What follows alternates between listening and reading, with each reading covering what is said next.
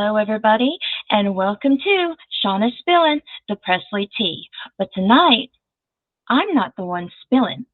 Tonight, I have a special guest. Her name is Mindy Miller, and she is an actress, a model. Her parents were in the industry, the film industry. She did her own stunts, which I've watched her in some of these movies growing up, so it's really nice that she's even here. Anyways, I'm not trying to be starstruck, Mindy. Um, she was in television of Price is Right, Barker's Beauty, Days of Our Lives, which was mine and my mom's show. She was in Switch for 2.5 years, and it was a show that she was in with Robert Wagner. All right, guys, and she dated Elvis while she made that. Uh huh. That's what I said. She dated Elvis. Now she did Hard Candy, Knight Rider, Scarecrow, and Mrs. King, which I remember that show. The series, which oh my gosh, I still try to do my eye makeup like the main character. I'm telling you. Uh, Cork, Private Eye, Filmography is Amazon's, which I remember watching. Body Double, Sacred Ground, Deadly Embrace, Caged Fury, Batman Returns, which is one of my favorite Batman, Penitentiary 3, and just to name a few, which she'll probably name even more, guys. But welcome, Mindy Miller. Thank you, Shauna. And I want to thank you so much for inviting me on your show. I have been watching you for a long, long time. I like very much what you stand for, and I have a great amount of respect for you. So I'm very, very happy to be here, and thank you for your graciousness of inviting me. Oh, you're welcome. You know, this show is called Mindy Miller Setting the Record Straight, and that's what this show is going to be all about. I wanted you to have a platform if needed, like a shoulder if needed. Here's the platform for you. I want to listen to what you have to say. I want you to tell the audience what you want to say, and no pressures or nothing. I know I'm going to have opinions, but I just know with what this show is going to lead to, I got your back. Thank you. I appreciate it. It's been an interesting 8 years since I was put out on Facebook. There's a lot that's happened. I've met some wonderful, wonderful people like yourself. I've made some real friends that we have met and hung out together and done things. And so it's not just the Facebook fans or anything like that. It's that there are all kinds of people in the Elvis community online, in social media. And it's been a very interesting, but at the same time, a very rude awakening. I dated Elvis. I met him the last day that he recorded for RCA Records in Los Angeles. And I think it was the 13th. It was either the 12th or the 13th of March, 1975. I had had a premonition a couple of years prior to that when our cars passed each other on Laurel Canyon in Los Angeles. And I felt this incredible, incredible energy. And I had looked to my left, and Elvis was driving one of his 4 black Stutz Bearhawks. I turned to my girlfriend, Carol, who was with me in the car, and I had to pull the car over because I couldn't even drive anymore. The energy was so, so strong. And I pulled the car over and I said, I don't know how, why, or where, but I said, I am going to not only meet this man, but I'm going to know him, and I'm going to know him well. And then 2 to 2.5 years later, I had moved to Rome, Italy, and I had come back for 1 week. In that 1 week, I was going to sell my car, take the rest of my clothes back to Europe with me, and give up my apartment. And I think it was the first or second night that I was home, I went to a private club in Beverly Hills, and a very dear friend of mine was there named Ron Smith. And Ron Smith was pivotal, I should say. And he invited me to a party, and he said, it's going to be at Elvis Presley's house. And I thought, I'll go. What the heck, I'll just go. Because I was leaving at the end of the week. So I ended up at 144 Montevale, knocked on the door, and there was no party. And I found out later that I was the party, meaning that he knew he had a blind date, but I had no idea that he would even be there, because a lot of celebrities and actors and all kinds of people in the entertainment industry have these grand homes.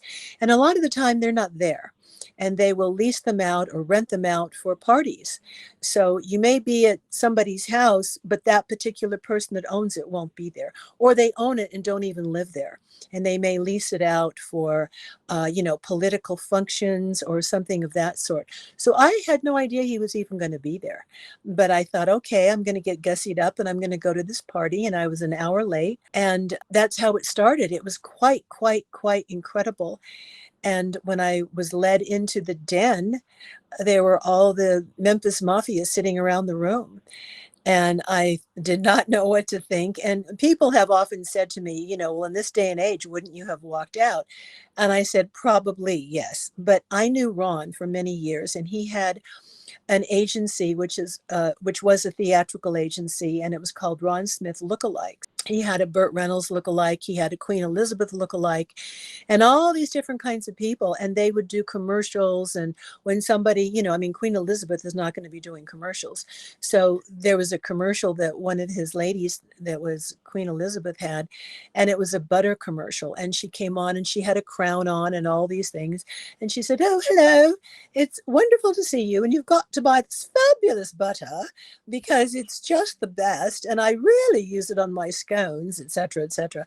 And it was just fun. I mean, it was just fun. And so he was instrumental in inviting me to this party.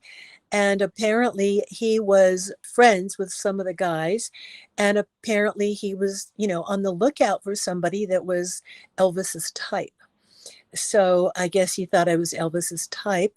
And when I got there, the guy started asking me all these questions. And are you religious? Are you spiritual? What's your family like? Where did you go to school? What do you do now? And it was really basically about an hour interview. And I sat there and I did not know what was going on, but I was very cool, calm, and collected. And I had been in the entertainment industry anyway since I was 12. I started out in children's theater and graduated up into modeling at 13 and all that. By the time I was 16, I was actually teaching runway modeling and things. So I was pretty savvy for a young lady of 24. It did not bother me. And I knew that Ron would not invite me to anything that was, that was shady. And so after about an hour, two of the guys left the room, and I was just sitting there. And all of a sudden, to my right, Shauna, I felt this incredible energy, much the same as I felt when our cars passed each other on Laurel Canyon in Hollywood.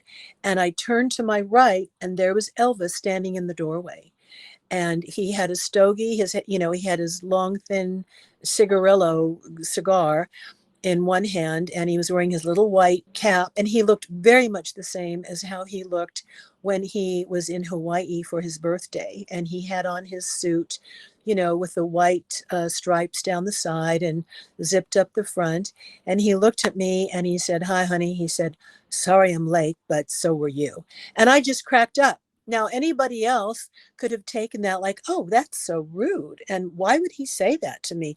And I was just the opposite. I thought it was funny. And his delivery was hysterical because he had this great delivery. He was extremely comedic. He walked in the room, he kind of sauntered around the room. He was standing there. He put out his right hand. He said, "Hi, honey, I'm Elvis." And I looked up at him and I said, "Hi, I'm Mindy." And he said, "May I sit down?" And that's how it started. That was our first date.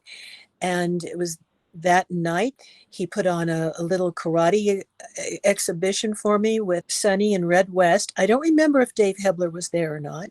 Everybody was extremely nice, very respectful. I liked all the guys. He went upstairs, he put on his gi with his black belt. He came downstairs because we had been talking, and I told him I did a lot of stunt work and that I had been studying karate. So he was studying Kempo and I was studying Shotokan. He said, "Oh my God." And I said, "What is the difference in Kempo and Shotokan?" And he said, "Well, you use a lot more leg in Kempo."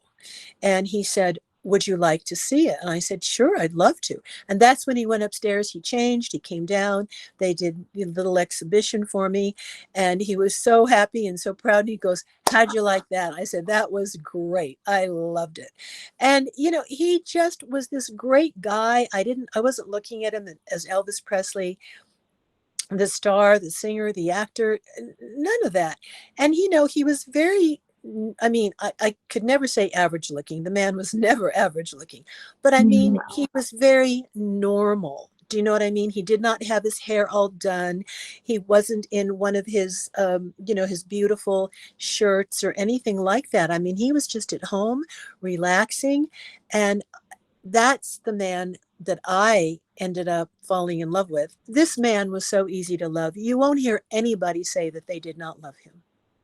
And you'll hear women that met him that said, I fell in love with him. And, there's a difference between loving someone and being in love with somebody. I was in love with him, and I loved him, and I respected him. And our night went on, and he invited me upstairs into his bedroom. And he looked at me. He said, nothing's going to happen. And I looked at him. I said, I know. He said, you do? I said, yes. I said, I know. I could just tell. The man was such a gentleman. And we went upstairs, and he said, do you want to hear the record that I just recorded? And he said, if you like it, I think I'll do it on my next tour. And that was Trouble, which today is one of my absolutely favorite songs, because it's very rockabilly. It was a bit country, and it was a very fast moving, fast paced song. I fell in love with it. He turned on the reel to reel music, and he didn't lip sync to it. He actually sang it. And there he was standing, in this huge bedroom at the back of the room. He had me sit on the edge of his huge king size bed. And there I was sitting there listening to him and watching him. And I was just dumbfounded. And when he was done, he goes, how'd you like it? And I said, I love it. He said, do you really? He said, you're not just saying that. I said, no, I love it. And he said, do you think I should sing it on my next tour? I said, oh my gosh, absolutely. And it's still to this day one of my favorite songs. Then we talked about life, about what I was interested in, what he was interested in. It wasn't about show business. It was about families and traveling. And I had told him I had been living in Europe, in Roma. And he said, I always wanted to go to Europe. He said, someday I hope to be able to go and entertain people. I said, Elvis, you would love it. But now he had already been in Paris. He'd already been in Bad Newham. So he had been there a little bit, but he had intimated that he wanted to go to other countries and really entertain. And I said, I know that people love you all over the world. So I said, I hope you get to do that. He said, do you read the Bible? And I said, yes. And he said, would you like to read the Bible with me? I said, I'd love to.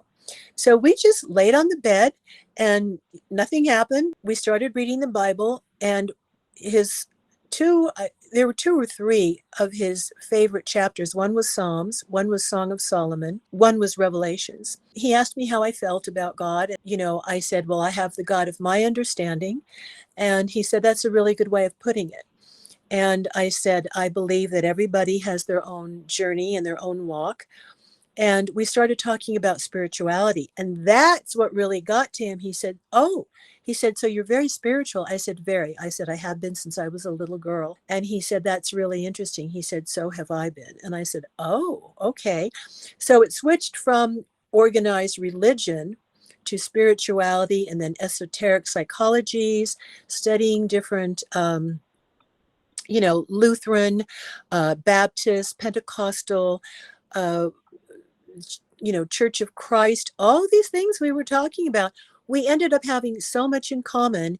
The karate, I liked firearms. He goes, you like firearms? I said, yes. He says, you're one of the few young ladies that likes firearms. I said, yes, I do. And I told him I'd been riding since I was about 7 years old. He goes, I have horses. I said, that's great. And he said, what do you ride, Western or English? And I said, both. I said, my first lessons on horseback were English. And I said, I prefer that, which is posting. He said, but do you ride Western? And I said, yes, I do. And to this day, Shauna, it's one of the things that I regret, that we never rode the horses. We never rode his horses together. I would have loved to have done that, because I don't think a lot of girls that he dated rode. rode horses. So to this day, I wish I would have said something to him like, would you like to go riding? I never did. And I kind of followed his lead in everything. And I didn't want to feel out of place and suggest something that maybe he wasn't into. I didn't know. I mean, I was just getting to know him. And that's when he called Al Strada. And he did this very privately. He left the room. He called down to Al because I heard him say, Al, I'm coming downstairs. And I didn't know what he was doing. And then about 2 hours later, which got to be very, very early in the morning, like 1 or 2, I hear this knock on the door. And I hear this, hey, boss, it's Al. And he said, come on in, Al. He said, did you get what I asked you to? And he said, yes, boss. And so the door opened. There was Al and this huge box. And he opened the box and he said, look, he said, you wouldn't take a car, because he offered me a car and jewelry within the first hour. And I turned him down. I said, no, no, no, no. And he said, well, your car's all bashed in the back, because he'd been upstairs in his bedroom waiting for me. And he'd been watching downstairs. So he saw me drive up the long driveway, get out of the car, park the car, all of this. I had no idea. And I said, no, no, it's okay. I'll get it fixed. And so I wasn't going to take a car from him. I didn't know him. I'm not taking jewelry from him. He said, look, he said, you wouldn't take the car, you wouldn't take the jewelry. He said, you are a very spiritual person. Would you take these books? And I said, well, what are they? He said, well, pick one up. And I picked one up. He said, open it anywhere. And I did. And he goes, start reading. And I started reading and I was flabbergasted. I said, oh my gosh. I said, do you read these books? He goes, these are the books I have. He said, and I have a lot more at home in Graceland. I said, he said, and I travel with them. I said, that's great. And he said, I travel with my Bible. I travel with my studies. He said, would you care to study with me? I said, Elvis, I would love to. And then he said to me something I'll never forget. He said, honey, he said, we're going to study these books together. He said, I'm going to have you underline certain passages that I love, that I've underlined in my books. And I was absolutely speechless. And this is our first date. So I thought, oh my God. And I thought, I thought myself, this is going to be one date and I'll never see him again. But what an incredible date, And we started studying and reading. And he went to his little black box, which he had his books in that were always kept by his bedside. And he said, okay, I've got you this book. I'm going to read my book and we're going to study together. And then he would open pages and say, well, read that to me. And he loved to be read to. He loved poetry. He would say, read to me from the Bible, read to me from this book. And I would, and I loved this. This is something that you don't have first dates like this with guys. Usually you go to a movie, you go out to dinner or something like that. Well, as they say, Elvis moved fast. He had to, I guess. He wanted to fit everything in one night. As much as I can gather from everybody's stories, even friends. If he was, hey, you're my friend, they'll end up doing all kinds of stuff in one night. So that's just, I guess, I don't know. Maybe do you think that's the fame and the little boy in him? I do. And I think also after getting to know him, that not everybody shared these esoteric psychologies and readings, and they didn't care to study the books.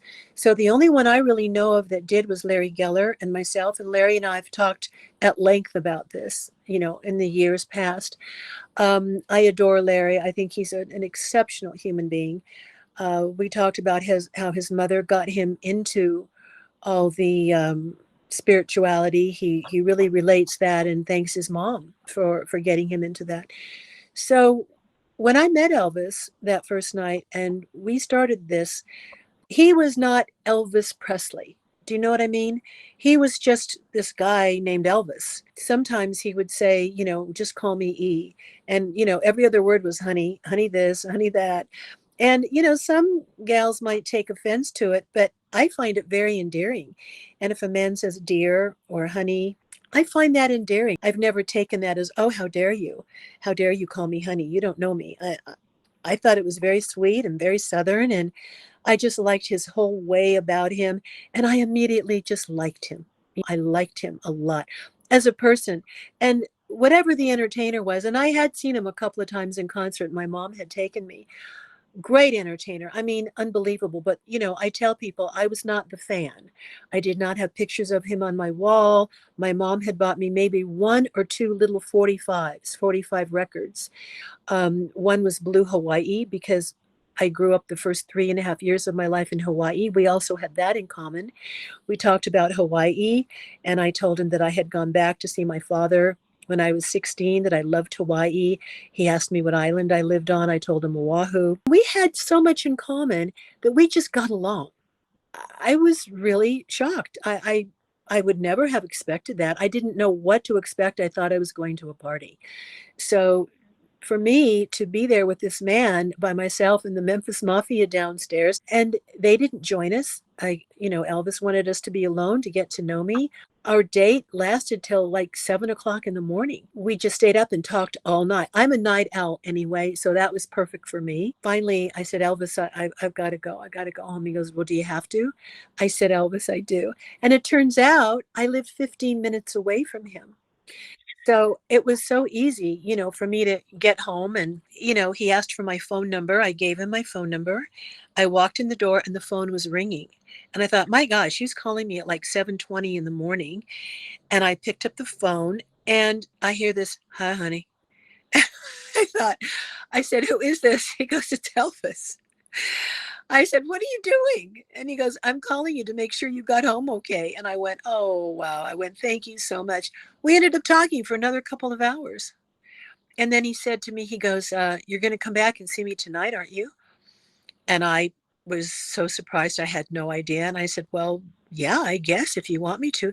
He goes, yeah. He goes, give one of the guys your address and we'll pick you up tomorrow. He came back the next night and he had the limousine, standing up in the limousine through the skylight. He was all dressed in black.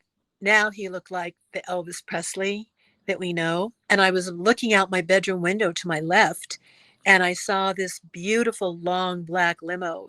And I think Gerald was driving it, one of his limousine drivers.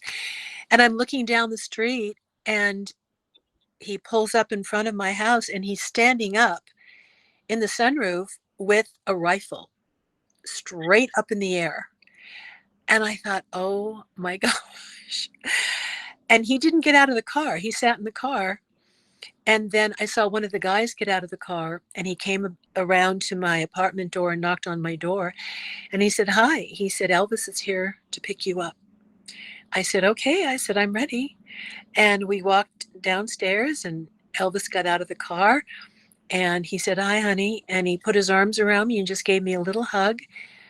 And we got in the car and we drove all around, and he showed me where he played touch football at one of the parks. He took me by the Beverly Wilshire Hotel. He took me by the hotel in Hollywood, which was the Hollywood Roosevelt. He took me by some of the studios that he worked in. And we just drove around all night. And then we went back to the house again. And we read and we talked and we visited. And I stayed again till the early morning hours. And then I told him I have to leave again. And I thought that was it. I thought that was our 2 dates. And I was just thrilled. And he said, honey, he said, I have to leave tomorrow. And I said to him, well, it was really wonderful meeting you. I said, I had such a nice time with you these last, 2 evenings. And he said, oh, well, this won't be the last time we see each other. And I looked at him and I said, oh, I said, well, okay. And he said, no, he said, I want you to be my girlfriend. And I looked at him and I did not know. I mean, I had heard he had been dating a couple of ladies, but I was not about to ask. I was not about to go there. And he said, nope. He said, I've got your number. I'm going to be in touch with you. And he sat me down and he said, so in about 2 weeks, 2.5, 3 weeks, he goes, I want you to come on tour with me. And I said, Elvis, I can't. And he said, what do you mean you can't? I said, well, I don't live here. He said, well, what do you mean you don't live here? I said, I live in Europe. I've been living in Europe for the last year or so. He said, what do you mean you live in Europe? I said, I live in Rome, Italy. And I said, I only came home for this week to close at my apartment, get my clothes, etc. And he said, you can't go back. I said, Elvis, I have to. I have an apartment. I said, I've given my notice and everything. I said, I'm putting my car up for sale. That's why, part of the reason I didn't accept your offer for the car. I won't be here. He said, no, you can't leave. He goes, where do your parents live? I said, well, in the San Fernando Valley. He said, I'd like to call your mother. And I said, why? He said, I would like her permission to ask her if I can take you on tour with me. I said, Elvis, I can't. He said, look, you make a decision and make it quick. He said, I will call you tomorrow before I leave, and I want to hear the right answer. And I was like, you don't say no to Elvis, Mindy. No, I was You don't say realizing that. no. And if I you was, do, he finds yeah, a way for you to say yes. yeah. I was realizing I have very, pictures, but when this uploads later, we're going to have it across the board, guys. But okay. look how Not a you not a good picture of me, but nobody was posing. We were just in the car, and I guess media or newspapers or whatever yeah. took that shot. I don't have any post pictures with him. I never asked him for one. One of the many things I was told when I first started dating him was you don't ask for pictures. So I never did. A lot of people say, oh, you couldn't have dated him that long. There are only 2 or 3 pictures. I said, I understand. I never said I dated him that long. Is this when you guys went on tour? I believe that's when we went on Right tour. here. I believe that was May 5th, 1975, when he was in, we went to Mississippi, and the Colonel had set up this big, there was the big tornado, and there was like $150,000 that he garnered, with fans. And he presented that check to the mayor or the governor, I think it was. There's a picture of him. I don't have it. I would have sent it to you. It's somewhere in my phone, but I've got like 90,000 pictures in my phone alone. And I couldn't find it to send it to you, but it shows him holding the May check. 5th of 75, right? May Yes. 5th of 75, right? And Yeah. it was concert for victims of the Malcolm tornado. Yes. Yes. It was a state fair coliseum in Mississippi. Yes. Yeah. Yeah. Yeah. And so, we had been in the back of the plane reading in the bedroom. And we were just laying on the bed studying the books and reading. And when we left, I thought, like usual, he would put his books in his black box. He had 2 of them, one for jewelry, one for his books. He carried them out. And so that's why that picture means a lot to me, more than even just a posed photograph. He had his Bible in his left hand, as you see, the very thick book. And then he had 2 or 3 of his thinner books, which were his esoteric studies, spiritual books. And when we got in the limousine, he opened them up again. We started reading. So, he prepared for his concerts. He would read, and he would get himself in a very relaxed state of mind, although he would always be nervous before he went on stage.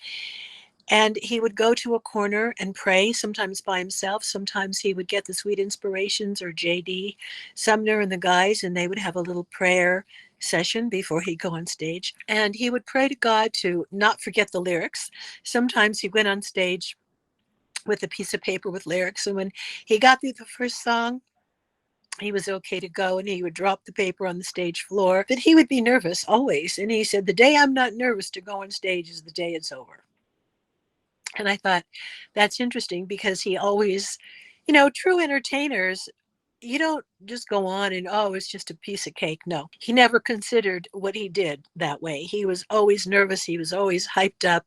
He was always kind of, jittery, and the guys would help him backstage to calm down, and they'd talk to him, and they'd tell jokes and everything. And then sometimes he'd say, well, I hope I don't forget the words. And in the beginning of that particular tour I went on, he took the paper on stage with him for Trouble, because it was such a fast-paced song, and he always said he could never remember the words. So he did do that song on tour. I was there, And he had the paper. I sat at the side of the stage and watched him. And when he felt good that, he remembered the words, he put the paper down. And I thought, good, good. He's got it. And then, by the second song, he was just good to go. What experiences, what experiences. And that was the beginning. That was the beginning of it. I tell people, they always ask well, what dates? I never wrote anything down. I remember that it was March 75, but after that, there were only 2 or 3 dates that I actually remember. And the fans have come to me and said, "Oh, I know you were here on this date and you were here on that date." I'm like, "Really?" And they know more than I do. I don't Didn't remember. they like see you like at the gate? There's a gate girl out there that has seen you. So A lot. She's become a yeah. very good friend of mine. Her name is Nana Ames. She is one of the most darling ladies I've had the pleasure to get to know. She told me a lot of the times that she saw me exiting the plane. She has told me stories that I didn't even know. Well, She you was, were probably if Elvis Presley, if you were like I would be living in the moment. That's yeah, probably what you did. You yeah, didn't have time to think, "Oh, this could be worth something in 40 years. I need to take a snapshot of this. I need to remember that stool." It's not yeah. like you did that. So you're living in the moment. I just nobody would be able to remember everything. Well, there are some ladies that I, of course, didn't know about, but there was one gal, I guess her dad was a gardener or something, and he worked at Graceland, and she had like 2 or 3 major books that you can't find anymore, and if you can, they're very expensive. And Nana had told me that she chronicled everything. What Was her name Donna? I think that Donna Lewis, I think it was. Yeah, yeah. You'll be lucky to get one of those three books. Yeah, I want them, but too expensive for me. They very would be tough great to to find. have. Very tough to find. I have never read them. I've never found them. But I was told that she chronicled everything. Now, I wasn't there every day. I didn't live with the man. There were weeks and months that went by where I didn't see him, weeks when I didn't hear from him. So people say, well, how could you have dated him on and off? And I tell them it was on and off because that was Elvis. There were girls that he dated and he would ghost them for 2 weeks or 2 months and they wouldn't hear from him. And they'd be sitting, waiting, waiting, waiting, thinking they were the girl. And in the meantime, he was dating other ladies. And of course, I didn't know that when I first met him. But then you slowly realize, this is the way it is. And so it was on and off. You I know, can't. I can barely keep up. No, I'm being serious. Like, okay, we're finally reading Baby Let's Play House by Elena Nash, which is talks about all the women in Elvis's life, almost. I mean, I'm She, sure. she unfortunately got a couple of things wrong about me. She had stated that I did not want to tour with him, that I was getting tired of it, which is absolutely the opposite. Maybe she got you mixed up with one of the other ladies. Maybe she did. I know that Sheila Ryan was really tired of touring, and Sheila was a friend of mine. Mm-hmm. She was a darling, darling girl, and I'm very sad that she had passed away. But, I got to know some of the girlfriends, and most of them are lovely, lovely ladies. Barbara Lee was a friend of mine, and I knew Ann Pennington from her sister, Janice. Both of them, did Playboy centerfolds. Elvis didn't care. Barbara Lee did Playboy. Another girlfriend of mine, Cassandra Peterson, who became Elvira, she was living in Las Vegas at the time, and she dated Elvis, and she said maybe for the weekend or whatever. We talked about it. She was a showgirl. Elvis didn't care. She did a spread, a layout. And these were lovely, lovely women. And Elvis didn't care. He was not judgmental in that way. I'm definitely not judgmental in that way. And I was brought up to be very free thinking, very liberal growing up in Hollywood. We don't pass judgment on people that way. You may be meeting somebody for the first time and your first scene in this film or TV series or something is you're kissing, you're passionately hugging each other. Maybe you have a love scene and you don't even know somebody. But you have to be, as an actor, very open, and it's a very different lifestyle. So I understood Elvis very well. I understood that he dated quite a few ladies. I never thought that I was the only one, you Yeah, know. there was a few while he was dating Linda, and then there was a few while he was dating another one, the last one. So it wasn't like he had a girlfriend in every port or anything, but he had the women that he visited per concerts or road schedule or whatever fit his fancy. You know, if you understand him, he Yes. just he needed a breathera of Yeah. women just Yeah. to not to satisfy him sexually. It wasn't all about sex. We know this. And I'm Right. not even going to put you in that spot, Miss Mindy. No, no, no. I'm just meaning, I keep telling the audience he was like an onion. He had many layers, but it was just Yeah. so awesome to peel each layer and learn every little layer about the man. Just the qualities he had. It would be so hard not to fall in love with him. It would be hard to say no. You know, Yeah. I couldn't do it. I wouldn't have been able to, you know, but I was gonna ask you, he had you off and on Uh-huh. and between, you know, a year and a half, a year, Yeah. something like that. Yeah. I dated him in 75 and a couple, two or three times in 76. So when it fizzled out, because we know they always usually do, and then he already finds a replacement because that was his MO. Not to say it insensitive to you, Mindy, but you know how he was. When it fizzled out, not on your end, but for him, when it fizzled out, did he correspond with you still? Did he write you? You know, did he? Interesting that you should ask that question. And thank you, because I didn't know you were ask it. We were on the plane. I don't remember where we were coming from, or where we were going, but we were in the plane in the Lisa, and we were sitting on the right side of the plane at the table that's behind the couch, toward the back, a little bit toward the back. Red and Sunny were sitting ahead of us, and we were sitting side by side. He wanted to take the relationship further. And he had told me prior to that that he wanted to get my teeth fixed. He wanted me to dye my hair black, jet black. He said, jet black. He said, I want your hair like my hair color. Now, my hair is almost black naturally. It's now like a light brown with a little bit of highlights. And I remember one time we were on tour, he nudged me in the middle of the night and he said, honey, call Charlie in. I need him to dye my hair. And he wanted his hair dyed because he was going to do his show the next day. And he said, and while we're at it, he goes, I want Charlie to dye your hair too. And I thought, oh, my eyes got really big at like 2 or 3 in the morning. That's a commitment. That's a commitment because I it was, would be that I, blue yeah, raven yeah. color, that blue And black. yeah. And I said to him, I looked at him. It was the middle of the night. The room was dark except for one little light. And I said, Elvis, do I have to do it right now? He said, well, no, honey. He said, but I'd like you to do it. I said, Elvis, I'll be happy to do it.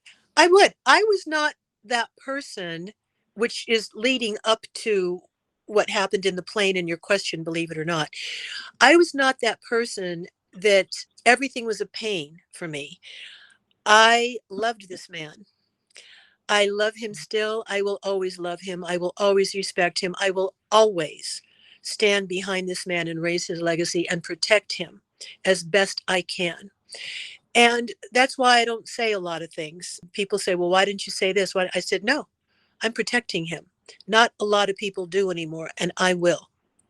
And I had made that promise to him after meeting him that I cared for this man completely and loved him and was in love with him. And I thought, of course, I'll dye my hair. Who cares? If he would have said, give up your career, move in with me or whatever, I would have in a heartbeat. And I had already thought of that. I thought, well, if it gets really, really serious, I would, because I didn't care. I would have been there for him every step of the way in any way he needed me. And it would have been a joy for me. And it was a joy for me to watch out for him, when he got up in the middle of the night and these things. I was always up. I was always watching him and all of that. Oh, they gave you the talk like they gave some of the other girlfriends. You watch him when he goes to bed. You watch him now. He takes too much medication and he sleepwalks. You watch Yeah, him. yeah. Make sure, There was that, right? and things which I can always talk about. But when we were sitting in the plane, I had remembered that he had said, you know, I want you to dye your hair black and I'd like to get your teeth fixed. He had a certain look that he liked. Now, we all know he dated redheads and blondes and shorter girls and taller girls. And he liked that, as you say, plethora of differences of all kinds of girls. And I don't find anything wrong with that. The man was His not his married. rep his repertoire was so large. Yeah, it was. It was. Bless his heart. And, Oh man! But no, and I think the black hair. It always goes back to the black. Even though he dated other hair colors, it's always black, baby. It's yeah, always black. It well, reminds it was him of old his Hollywood mother. and his Well, it was mother his and mother and Tony Curtis. And right. Tony Curtis, his mom, or as you say in the South, his mama. And oh, what's the guy that said, sang Pretty Woman that he liked a lot? Roy Orbison. Roy Orbison, dark hair. He liked that, you know. Well, he said it So, made his eyes pop, which they did because yeah, he had yeah, beautiful blue eyes. But with yeah, black hair, wearing black, his eyes would yeah. just pop. Yeah, So he had he had a type. he did have a type. Yeah. He did have a type.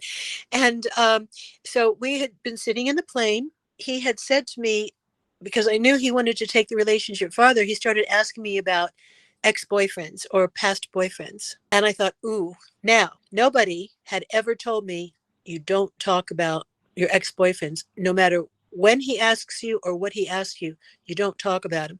I didn't know. I'm a pretty honest person. I've told white lies here and there when I've had to, or I felt that it was necessary. I'm not a person to sugarcoat things. You ask me something, I'm going to tell you, and I'm going to tell you the truth. The truth may hurt. You may not like me for it, for whatever reason, but at least it's the truth. I You think know, if someone asks you about past partners, people should tell the truth. It's a good time to step up because that's important. So kudos to you. I'm just saying, some girls would have played it coy and lied. Oh, I don't know what you're talking. So naive. I was a yeah, church going girl. I don't know what you're talking about. I was too honest, which has been my problem Yeah, a lot of my life. I was very naive. I was very worldly in many ways, but very naive in others. And I didn't know any better. So I had told him I had dated this one or this one. And this one particular person, I had mentioned this person, and he said, oh, what did he do? And I told him. And he knew exactly who this man was. He said, oh, he was on the Kansas City Chiefs. Now, I did not know. I knew that he liked football, but not to the point where he knew everybody on every team. He knew everybody's position. well, you know all those televisions that he had Yeah. in that room, right? I Well, mean, that's he had to two keep or up with three. all the teams. Yeah, he had two or three of them. I think he had three, but maybe it was two. I'm not so sure. In the ceiling of his bed. So he He used had to, that too. He had that too, but he liked to keep up with all the teams. He yeah, he did. did. He did. And so he'd watch, two or three TVs at a time, and we'd be laying there going to sleep, and we'd lay in his bed at Graceland in the bedroom, and he'd turn on all the televisions, and we'd go back and forth and look at this one, look at this one. So he knew who this person was. And when he knew who this person was, and I won't go into it, we had a discussion, and he asked me how he treated me, and I was very honest, and I told him. And there were some things that went down. He called over Sonny and Red. He was not happy with who this person was. Again, I won't go into it in depth because I'm here to protect him. But he knew who this person was. Now, later on, many years later, I had told Al Strada, who's still a very dear friend of mine, he said, didn't any of the guys tell you that you don't talk about your boyfriends? I said, no. They told me several things. You don't ask for pictures. You don't take pictures walking around his house. You don't promote yourself. You don't talk about the fact that you're dating him. What happens at Graceland stays at Graceland. What happens in Vegas or anywhere else stays there. I never talked about him.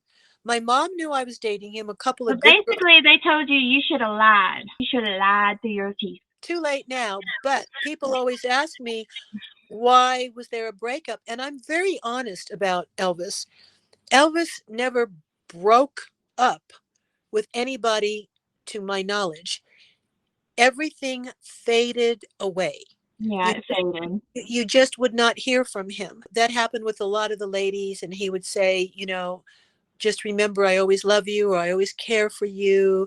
He was not the type of man to have confrontation with any. Mm-hmm. If he didn't want confrontation, he would have his daddy do something, or he would have one of the guys do something or say something. He did not want to be the bad guy. You know what I'm saying? And I understood that. I get that. Or he would wait until you can't take it anymore, and then you would just break it off with him. Well, most of the girls left him. Mm-hmm. And Never. it's the same old song, and it's the same old story too. It's either they can't deal with the lifestyle, they can't handle being the mistress. That's that too. Or they do not see a future like this. Right. Well, see, It's whatever it is, it's the same old yeah, thing. Don't ever have a real relationship in rock and roll. yeah. And because I understood him so well, none of it bothered me. People say, well, how could you have been treated like that? I said, your perception of how I was treated and my perception how I was treated are two different things. Now, maybe that would have bothered you, but I understood the man. And that's why I fell in love with him. I understood him, and I would have stayed with him as long as he would have had me. But the point being is that he was very turned off by this particular man. And so I didn't hear from him again until, and I thought it was over, until in February. And it was around his birthday, and I wished him a happy birthday. I said, how is everything? He said, it's okay, blah, blah, blah. We didn't go into a lot. And then years later, Larry Geller and Al Strada both told me within the same year, within about 9 months, did you know Elvis had been asking for you in 1977? I said, what? Al said, yeah. Al was the first one to tell me. He said he was in Palm Springs. He said, I was there, and he told Joe to call you to see if I wanted to spend 4 or 5 days with him. He was in Palm Springs. And I said, I never got the call. Now, I know later why I never got the call, which again, I won't share. I'm here to protect certain people. I learned later why I never got the call. Okay, so be it.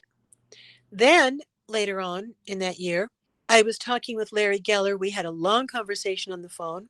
He said, Mindy, did you ever know that Elvis was asking for you in 1977? I said, no. Now, Al had already told me, and I did not say anything to Larry. I wanted to see what he would say.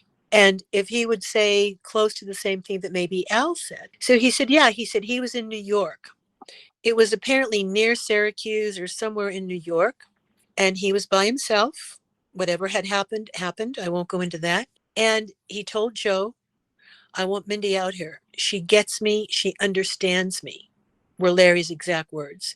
He said, I want her on the plane tomorrow morning. Let's send the Lisa out to California. I want her here. She understands me. She gets me. And Joe, again, never got the call. Now, again, I won't go into it. Joe and I were very close. We were very, very good friends. I loved Joe. So, speaking of Joe, just to help the audience and me, because I never asked you this, Mindy, and I've known you for a while. What are the Memphis Mafia that saw you with Elvis? Not the ones that you have met, doing the, since.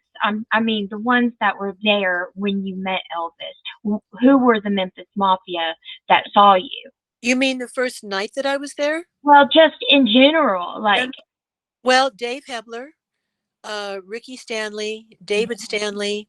And I have a story with David, which, I mean, he was always all of these guys were lovely, cordial, respectful, nice. I have nothing negative to say about any of them. I learned a lot of things later on in the years, which again, I Mhm. won't go into about certain people. But Dave was there, Al was there, Red, Sonny. Um, Gosh, there were at least two or three other guys, at least, because there were like, I thought there were 10 or 12 guys. Uh, Joe Esposito was not there. And it turns out that he lived 15 minutes away from me on Oakhurst in Beverly Hills. So he was not there because he lived there. So, But he met you eventually when you were with Elvis. Yes, exactly. And Uh-huh. Because I, you're going to go into that later on when we get yeah, to his, the funeral. Because yeah, everybody loves to know what happened on the funeral. The day was so eerie, and the flowers alone that were delivered was a world record of flowers at a grave, and it was just hot. People were pandemonium, passing out. The heat wave. It's always hot in August, but oh my gosh, it was yeah, just one of those days, right? So yeah, after your relationship with Elvis fizzles out, when you got the call. So if you were important to Elvis ever, I personally think you wouldn't have got a call. As much as I know, only the not elite, but only the close women that were in his life that people remember to invite we're the only ones invited in that way to be in the limo, to get to be there, was invited to fly there, to go inside Graceland, all that stuff. So what I'm saying is Joe Esposito calls you yeah, August 16th, 1977, and you're going to probably tell about the plane and everything. Oh, do tell, honey. We all want some of this tea. And I know you're not allowed to say names, yeah, but we're going to get to this funeral because there's other matters I know you want to get to tonight. And I could talk to you about Elvis all evening. I just figured we'll get to the funeral and we'll talk about the other things you want to get to because I know that's really important to you as well. yeah. Well, and I just want to interject. There's so much more that went on, and we could be here for 2 or 3 hours Mhm. talking about things that happened on stage and what it was like in the hotel rooms and things that happened and fun things and over breakfast and all that kind of stuff. But I wanted to say this because when I came back downstairs after our second date, supposedly I only had 2 dates with him, as rumor has it, or I only had 2 weeks with him, which rumor has it. I came downstairs and I was ready to leave. And that's when David Stanley came up to me and he said, you've made Elvis very, very happy. And I looked at him and I said, David, I go, how could I make Elvis Presley happy? He said, because he knows that you're very spiritual. And he said he has been wanting that, he has been needing that, and he has been looking for that in someone that he can share with. And I said, wow. He said he is so excited. And I went, oh my gosh, thank you. Thank you. And that always stuck with me because what do you buy a man that has everything and who can buy anything himself? But to be able to give him, which I felt, and he told me later, was a gift of just being me because we shared in that so much together. And now when I am invited to travel and go around the world and speak of him, I try to do the spiritual shows. Now, not everybody and not all the event planners and people will allow me because they're afraid it'll go over most people's head, and it will. So I have to be very, very careful. So you hear, oh, Elvis is very spiritual, but you don't know what he was reading. You don't know his favorite verses. You don't know his favorite chapters. You don't know what he got out of the Christ consciousness. You don't know what he got out of the prophet. You don't know what he got out of numerology or Yogananda's books. They don't know. The people don't know. And some of his fans don't care. They only want to know Elvis the entertainer. I get that. I appreciate that. I respect that. But there are other people that want to know who the man was. There aren't a lot of us left. I was 74 last week. And there aren't a lot of us around that really knew him. There were a lot of people that were around him and they could say what they feel they saw or their interpretation of what they saw. But a lot of these people that were around him did not know him intimately. They did not have deep, discerning conversations with this man one on one. There's a big difference in knowing him and being around. Do you know what I mean? Or being on tour all the time or any of that. There is a difference. I can tell you things of people that I saw that I was around a lot, but can I say I really knew them? You have people that are married for 40 years and something happens and you're like, I never knew that. I never knew this man. I never knew this woman. Everybody's on good behavior in the beginning. You know what I mean? And when you're around Elvis Presley, you're on good behavior. So, there are things I have found out later about people that I would have never thought. And when certain people passed away, certain things came out which they would be shocked at. So it has hurt me intimately that he had been asking for me. And that unfortunately, again, Joe, who I love, did not give me the call. There are reasons for it. I know what they are now. I don't go into that. I'm not here to smear anyone or to talk down about anyone, but I am here to tell some truths. And, I will not be using anybody's name unless it is only positive. There's a lot to tell. I didn't have to live with a man for X amount of years or date him X amount of years to know him. And I've always said to people, it's not how long you know someone, it's how well you get to know them in the time that you are with them. And if Elvis liked you or loved you, he would show you who he was. For him to show me who he was the deepest end of who this man was, which was spiritually, was the biggest compliment I could ever have.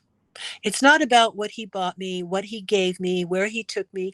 It's about this individual entity that came to this planet, who was the greatest entertainer in the world, that left people lonely, longing for him. And he left so much content for us to be able to continually celebrate him. So this is why I want to continue to go out there. It's not for me. It's not about me. I am not important. I am no one. I am not here to puff myself up. I'm not here to have a fan base. I am not here for any reason but for Elvis Presley. And this is why I never spoke of him for 40 years. So there are a lot of people. You didn't date him. You don't have any pictures. You weren't there. We never heard of you. Exactly right.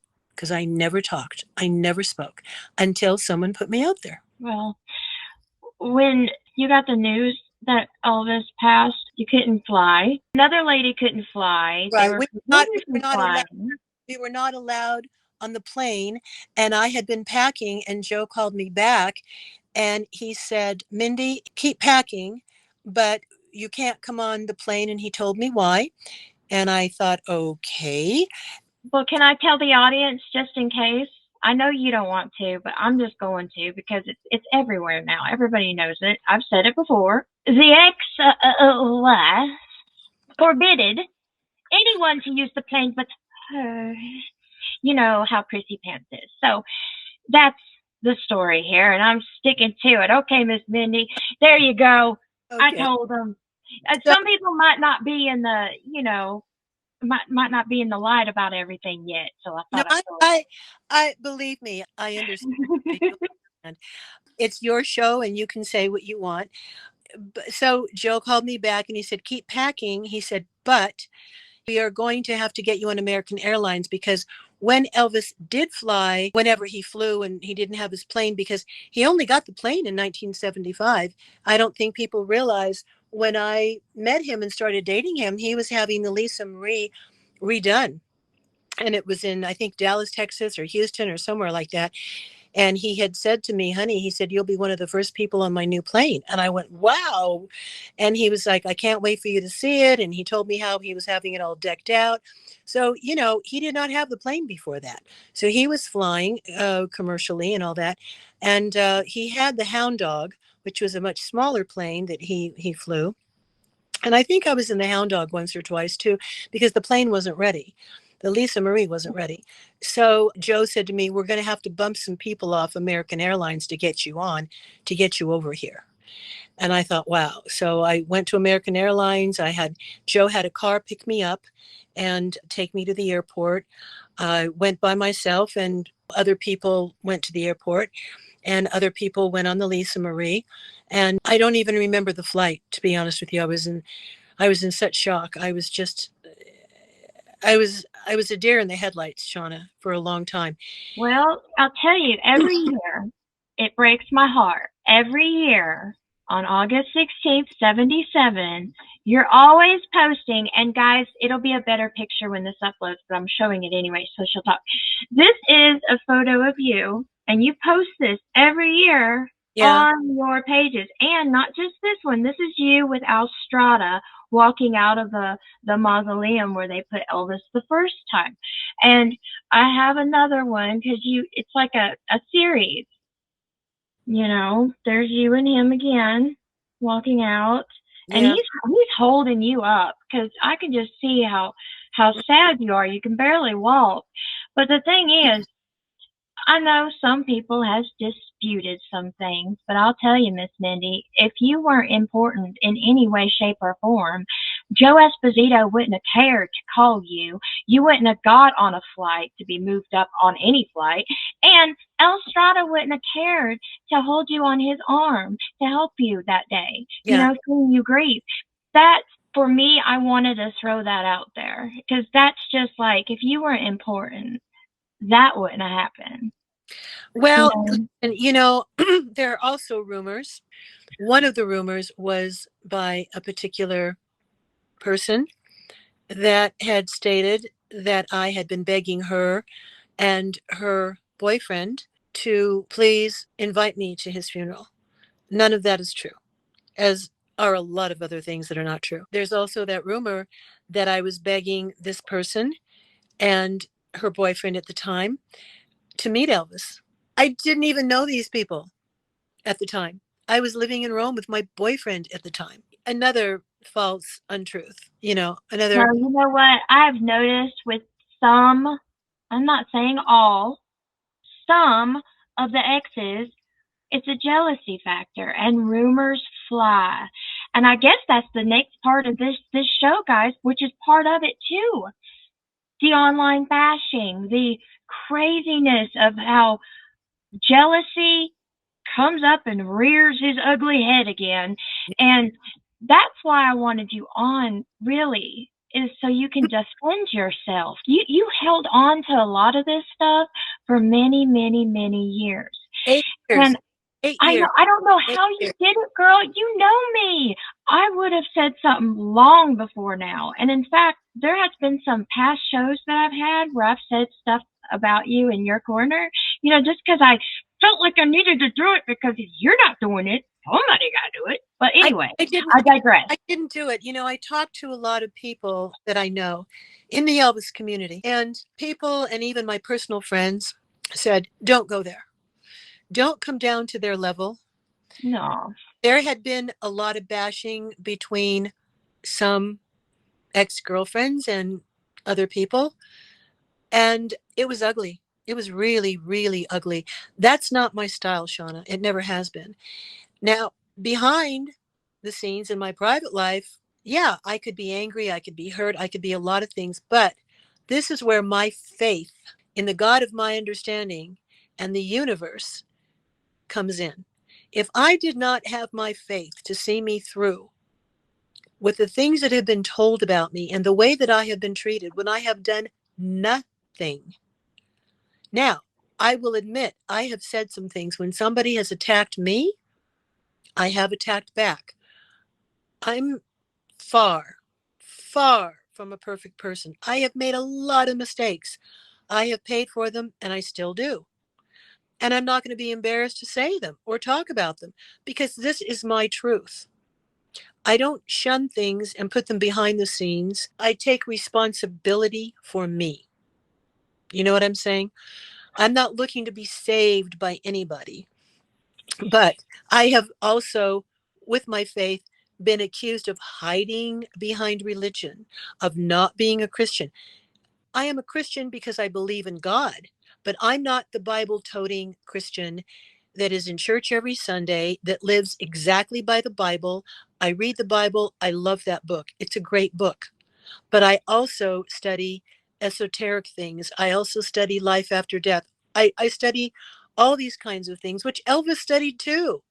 So when people say they really knew Elvis and they put me down for doing a show like which I did 2 years ago, and say I'm doing a seance and I'm charging people and I'm doing all these wild things and I'm talking to the dead, I'm like, you have no idea who Elvis Presley is or was, but yet you think you do. Yeah, I hate it when some of these haters were calling you a witch and portraying you in front of a cauldron, stirring a pot. I'm Pot. sorry, Mindy, but I thought that was the most high school childish thing I have seen at that time as of late. Now I have seen some crazy stuff after that from Yeah, other people and other stories. Okay, yeah, yeah. that at that time was just Well, uh-huh. it Wow. shows you how much people that say they were a friend of Elvis or that they knew Elvis never really knew him, because it's like I said, they never had one deep conversation with the man about who he really was and what he was really about. They can say he was spiritual, but I'd like to hear you start quoting from certain books, because you don't read these books. You didn't study these books with him. I still read them. I still have every book he ever gave me. Some of them are falling apart. I will never ever part with them. I've had He certain, knew his books by heart, but he still brought them every time he traveled yes, because they were part of him, like yeah, a second skin is to you, you know, like a security blanket. It's his. yeah. He brought it everywhere. It made him feel like, it's a part of Well, him. And if he was having a tough time or a difficult show, or yeah, was happening in his personal life, or something happened with the guys, or anything, this was his go-to. You understand? This was his go-to. I mean, I guess that he traveled with them because if he left them too many places before the ex-wife left, I mean, she made him burn his books. The Colonel did too. It was like some weird bonfire night. I don't know. I don't know. If I were the boss, and he should have been the boss, but if I were the boss, I'd say, sorry, I ain't burning nothing. But he was going through a hard time during that time, and I guess he felt pressured to burn those books. But he had those books again towards Yeah, the end of his life, so he bought them again. He was buying them for yeah. a lot of people that And he Larry, thoughtfully. Larry kept giving him more books and more Yeah. books. So it And really depleted the point, but yeah, it was like a ceremony thing just to yeah, make the ex-wife and the Colonel satisfied with him being done with it. He's done being a searcher. Yeah, right. It was part of him. it was who he was. Yeah. He wanted answers. He was not the 9 to 5 guy, Monday through Friday, selling insurance. You know what I mean? And he was never that kid either. He was always very high. He knew from a very young age what he wanted to do. He told me when I asked him, I said, "At what age did you start singing?" He said, 2. He told me he would get up in that little church in Tupelo, the little white church, and he'd be in the pews and the music would start and he would leave the pews and he'd run up there and start shaking his little body and he'd start singing. 2 years old, 3 years old. He said, I knew that I could sing. And he's from a family background that sang. His grandfather on Vernon's side, on his paternal grandfather's side, he sang. He didn't make it big or anything, but he sang. His parents sang. But I try so hard to be there for the fans, Shauna.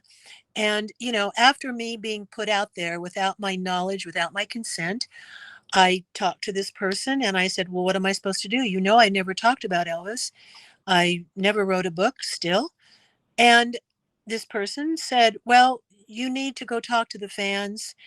And this person told me that they weren't happy with the fans. And they said that the fans felt they knew everything about Elvis because they read all the books and all that. So I said, well, I don't even know how to matriculate Facebook, you know. And this person said, well, I'll help you. I'll show you, whatever. I learned how to use it. And this person said, well, just go talk to the fans and just be who you are. So I didn't know anything. And I started looking at Facebook and what to do. This was 8 short years ago. And I saw all these groups and they were talking about Elvis. And sometimes I would go in and talk and say something and they'd like, well, who are you? And I said, well, I dated him, blah, blah, blah, blah, blah, blah, blah. And people were shocked and go, we never heard of you. You never dated him. You're another phony. You're another phony, crazy person who says, who's Now lying. I've seen some phonies. There's some that runs around on Elvis Week. They're kind of crazy. They're more. I'm not even gonna name names, but some of them are just like whatever. But they don't have one photo with Elvis. Not one. You've got like three, four.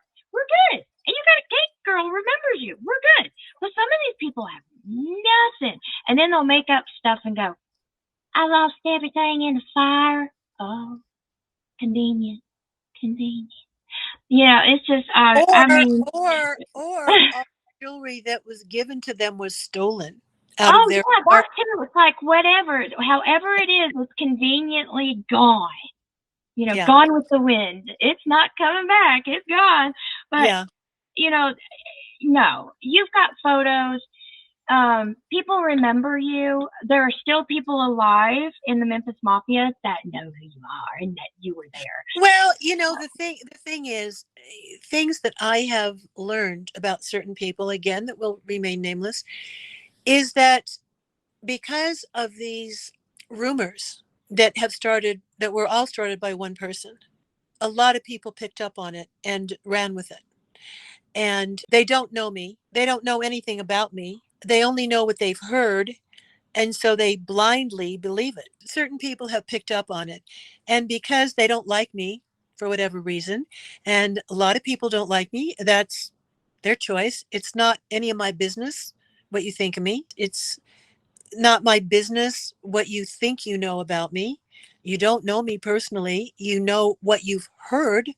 You may see things about me that you don't like and judge me on that. And what I say to people all the time, and it's not just me, it's anyone, do not judge the entire ocean by one wave. And if people see things or they hear things, they're going to judge me by that. I've led an entire 74 years of my life. But if you want to judge me on something that happened 50 years ago, so be it. If you want to believe what certain people are putting out there, that I was dated Elvis for 2 weeks and then it got down to 2 days and then one day, that's your option. Go believe it. Well, there aren't that many pictures. You're right. There aren't. I And at never least asked. you have some. Like I Well, said, there's some that don't have any at all. but here's the thing. Tish, his nurse, doesn't have one picture with Elvis. Not one. Not one. Mhm. She never asked Elvis for a picture because she knew better.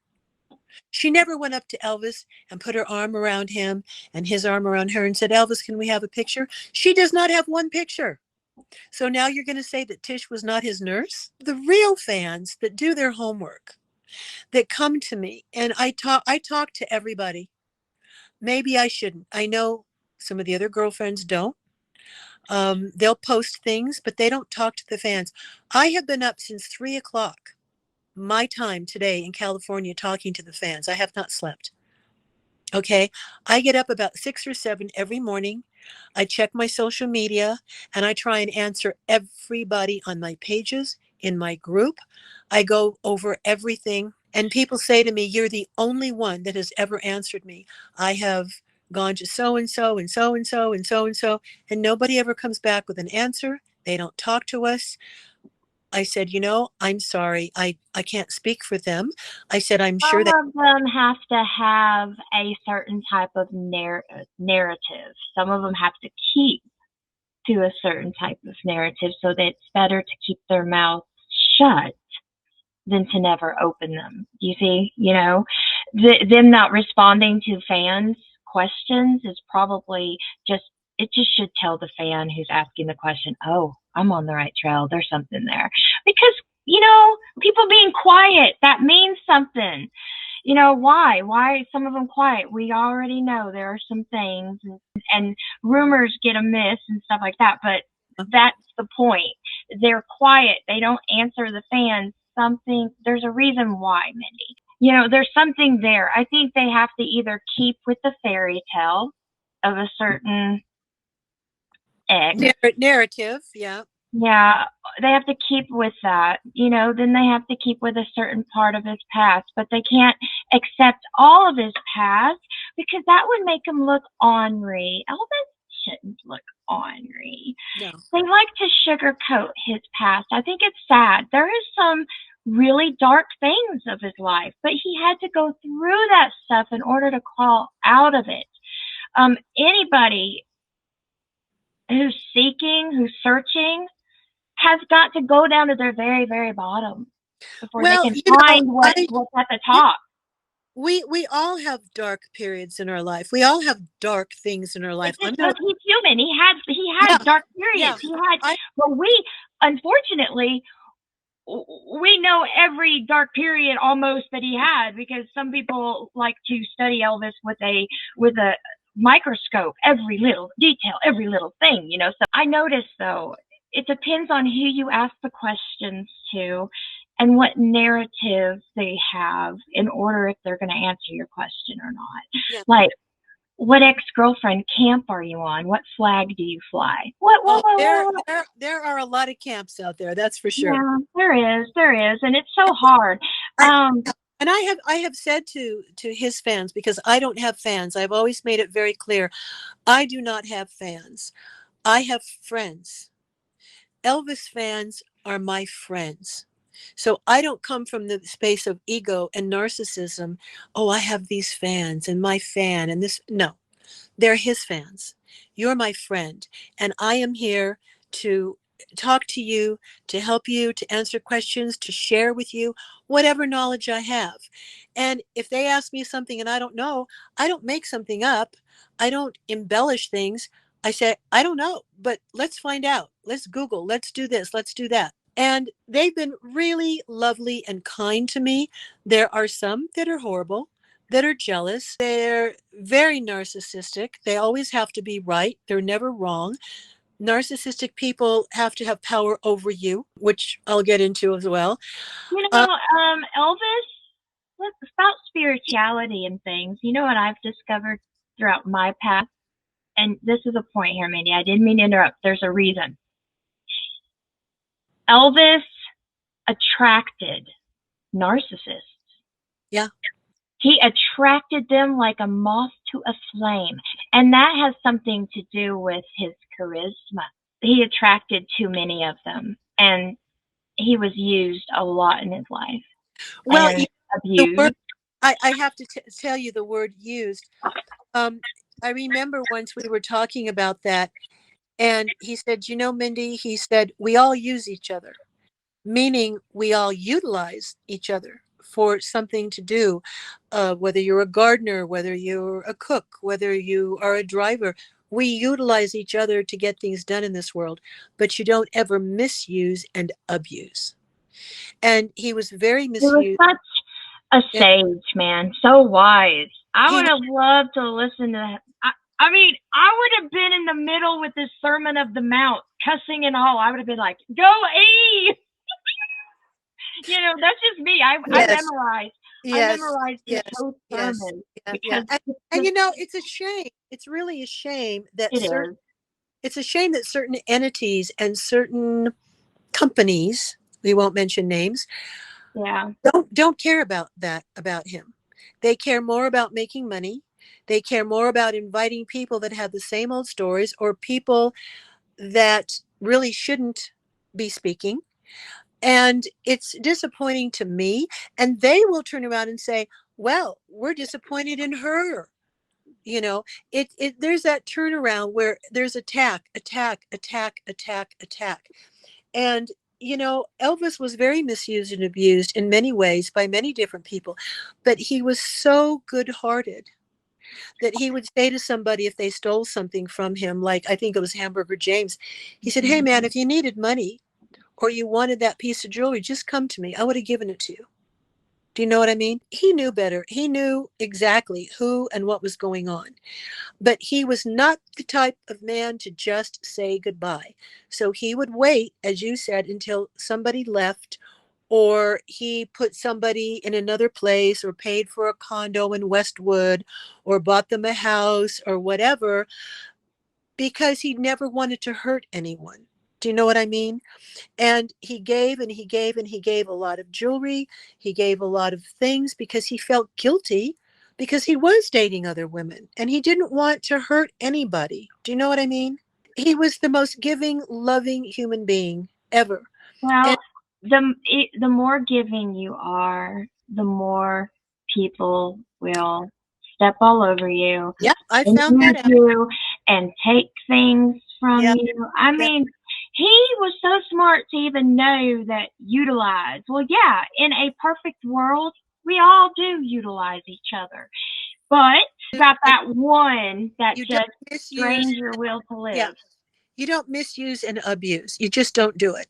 And, there are some things that I kind of wanted to share, if you wouldn't mind, and I'll read it because I don't know them by heart. But one of them states, be careful how you treat those that bounce back from everything that was meant to destroy them. Those are God's people because we bounce back, we come back. You know, there's another saying I love that says, when life puts you in tough situations, don't say, why me?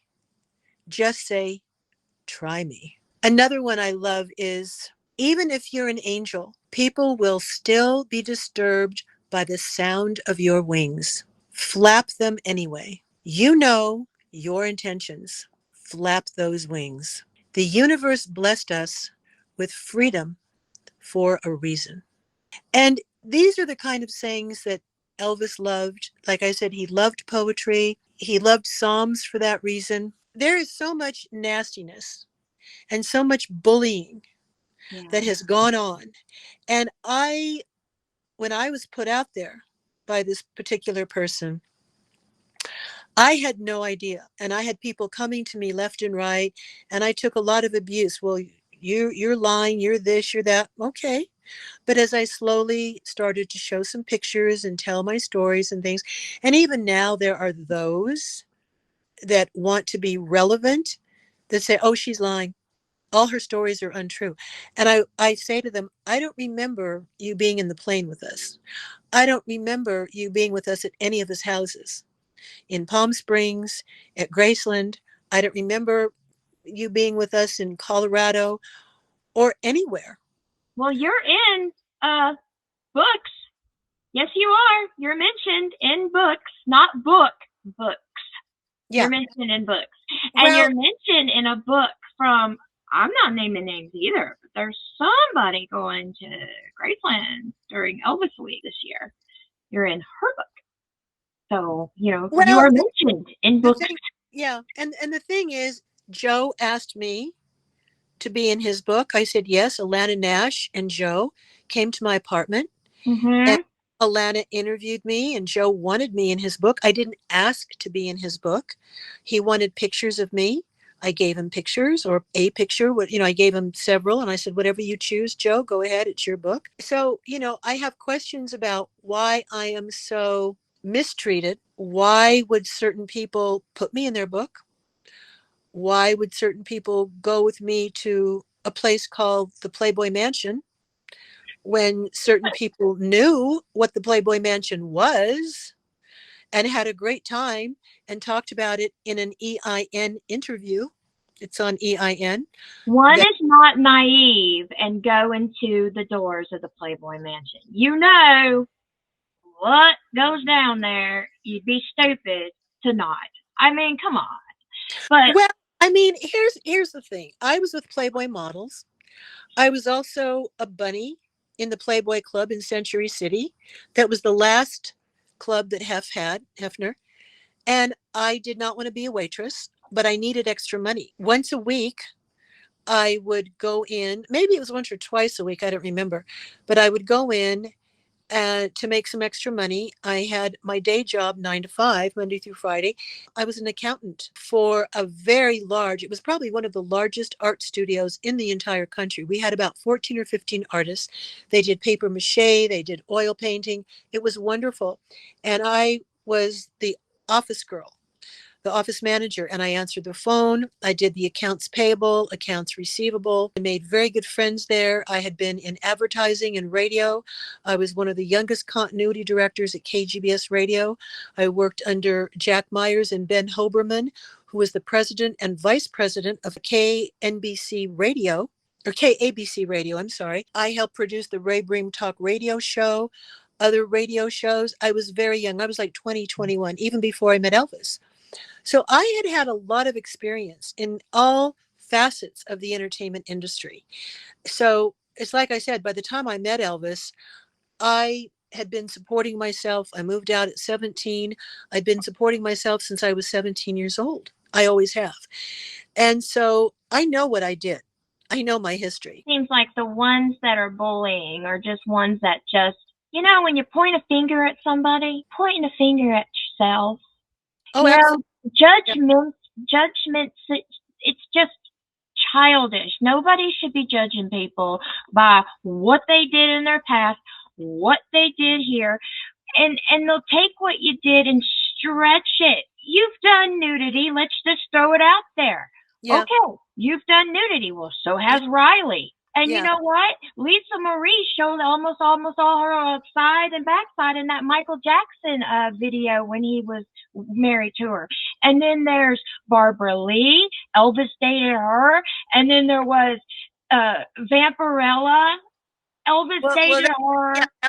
that was Barbara Lee. And then a very good friend of mine is Cassandra Peterson, who, Elvira, look how she yeah, is. You know, yeah, yeah. Elvis dated her.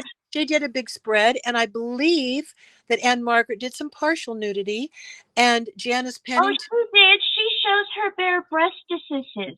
Yeah, I said it. and But yeah, Sheila Ryan did Playboy, that too. Yeah, yeah. and So Anne Pennington did Playboy, who also dated Elvis.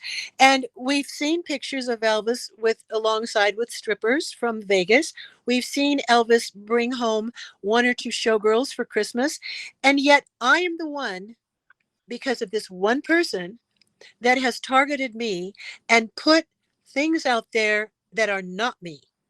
And this particular person went into porno sites and took X-rated stills and sent them around into the Elvis community privately behind closed doors. And I have the screenshots. I have screenshots of everything, and mm-mm. sent them out to people. And then they sent them out to people, and they sent them out to people saying that I was a porno star. That is defamation. Oh, it's That is big, yeah, wrong. it's big decimation of character. And these pictures are not me. Now, some of them might be me that are nudes, whatever. Okay. I've never tried to hide it. In Hollywood, it's not looked down upon. Nobody cares. Brooke Burke, who has a show right now, it's what the guy, the magic show, I forget, on Channel 5 out here. She did beautiful nudity. She was a host on Dancing with the Stars. Nobody cares. Janice Pennington did The Price is Right with Bob Barker. I took over for her for some shows when she broke her shoulder. She was a Playboy centerfold. They didn't care. Some Elvis fans should not judge you for nudity. They are not judging Riley, and she's Elvis's granddaughter.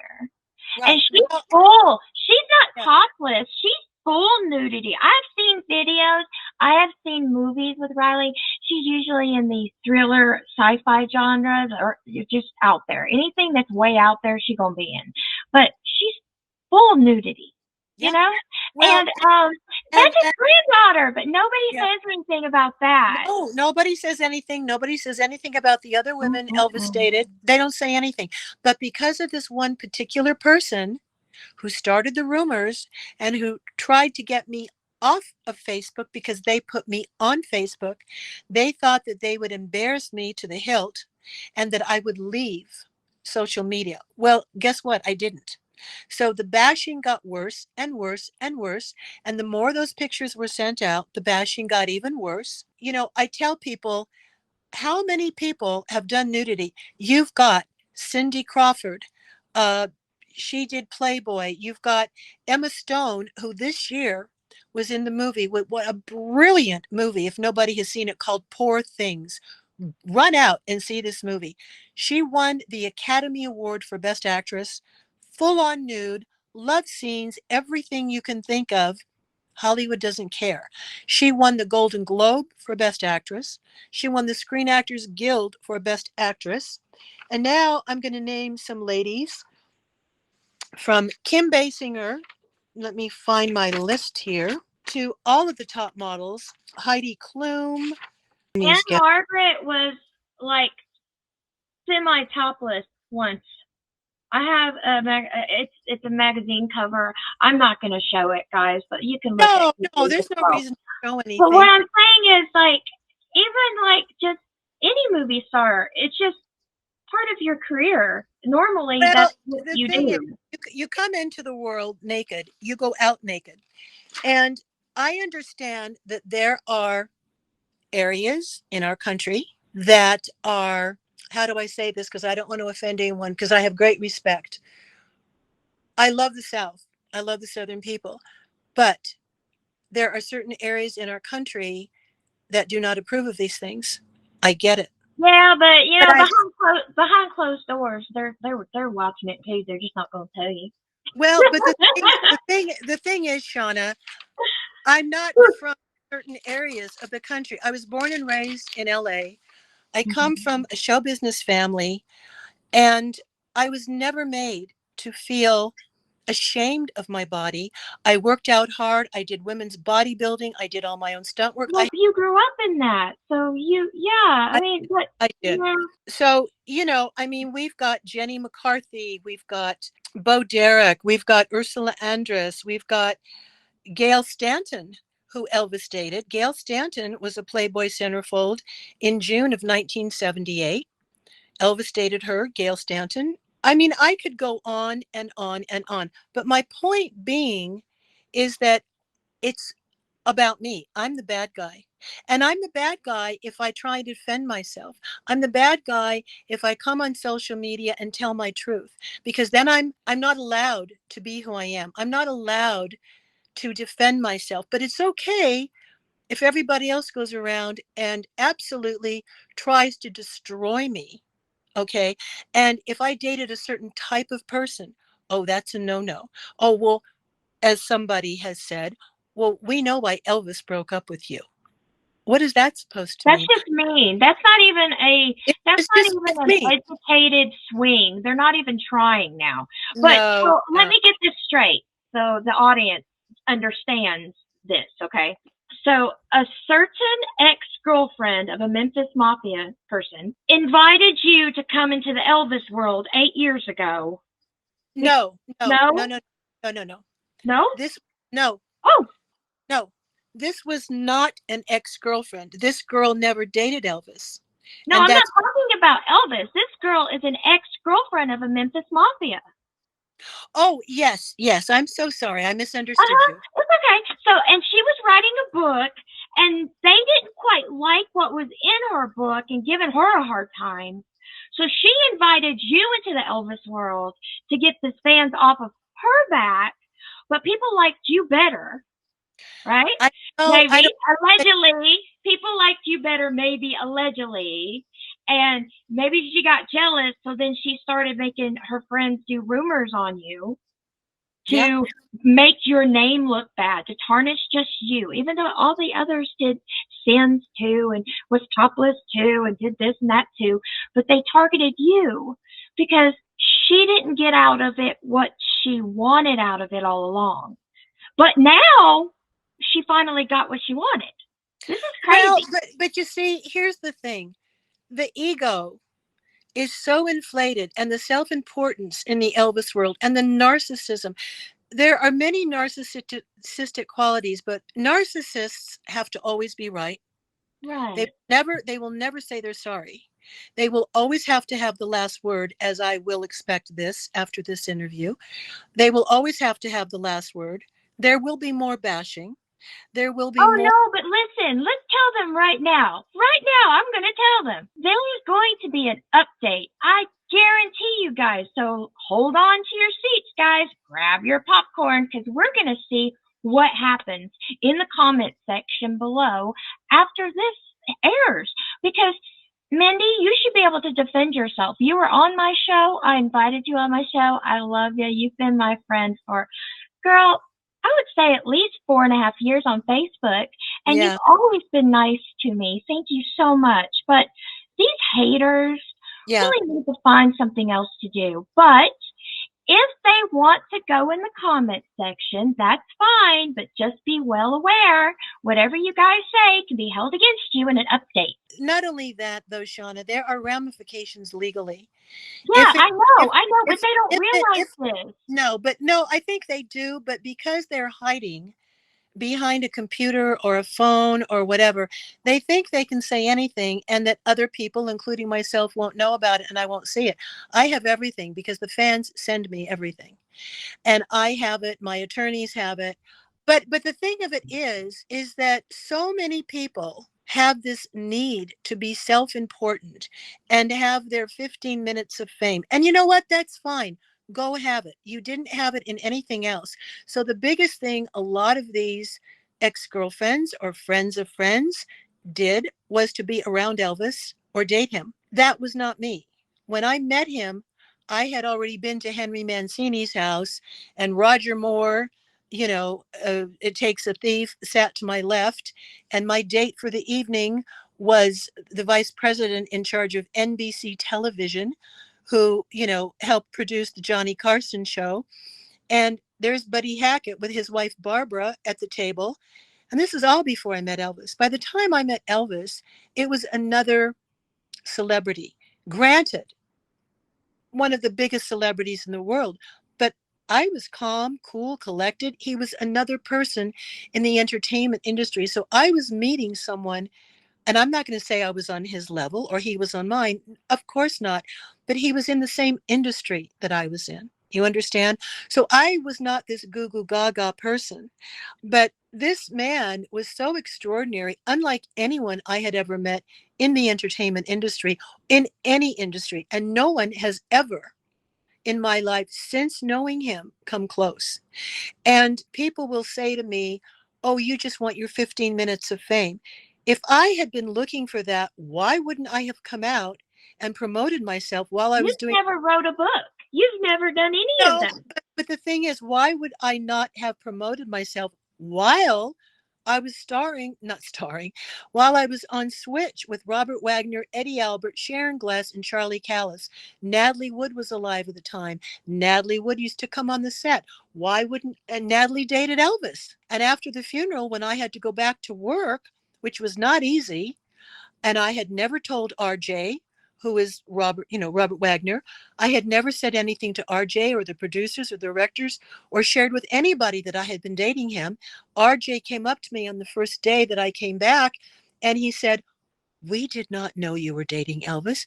I said, "RJ, why would you? I never talked about him. I never promoted myself through him. When people wanted to do interviews with me for TV Guide and other things, I never talked about Elvis. I never said I was dating him. I never said I was on tour with him. Nothing." So if I would wanted my 15 minutes of fame, why wouldn't I have come out then? Why did I wait 40 years? And I didn't put myself on Facebook.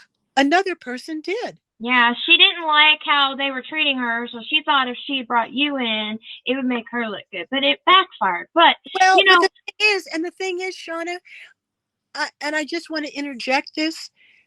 It really started when I started being invited to start speaking, hmm being speaking engagements, and there were screenshots where this person said to another person that sent me a screenshot, "Well, that should be me. I was there, and I was at every concert, or I was this, or I was that." And I thought, why would that be? Why wouldn't this person be happy for me? You know, and that's when it really started, is when I was beginning to be invited around the world and to go to Germany and Sweden and everything. And this person became very jealous and very envious and very nasty and very narcissistic. And apparently this person was talking behind my back to people, and then people came to me and said, "This person is not the friend you think they are." And I said, "No, we've been friends for years and years." They said, "No, you don't know what this person's doing behind your back." And I was so disappointed.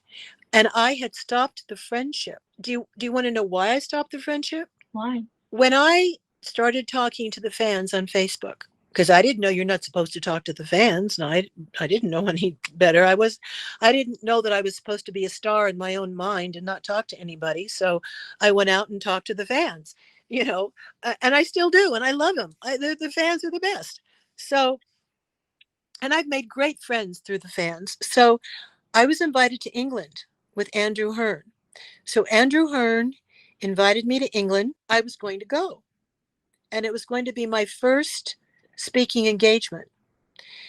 And to this day, I've made some wonderful friends that I met there and afterward. But prior to that, he had invited me to come to Nashville, and he wanted to meet me before I flew to England. And he was going to be in Nashville, and he said, "Why don't you come to Nashville?" So he sent for me to come to Nashville, got me a hotel room.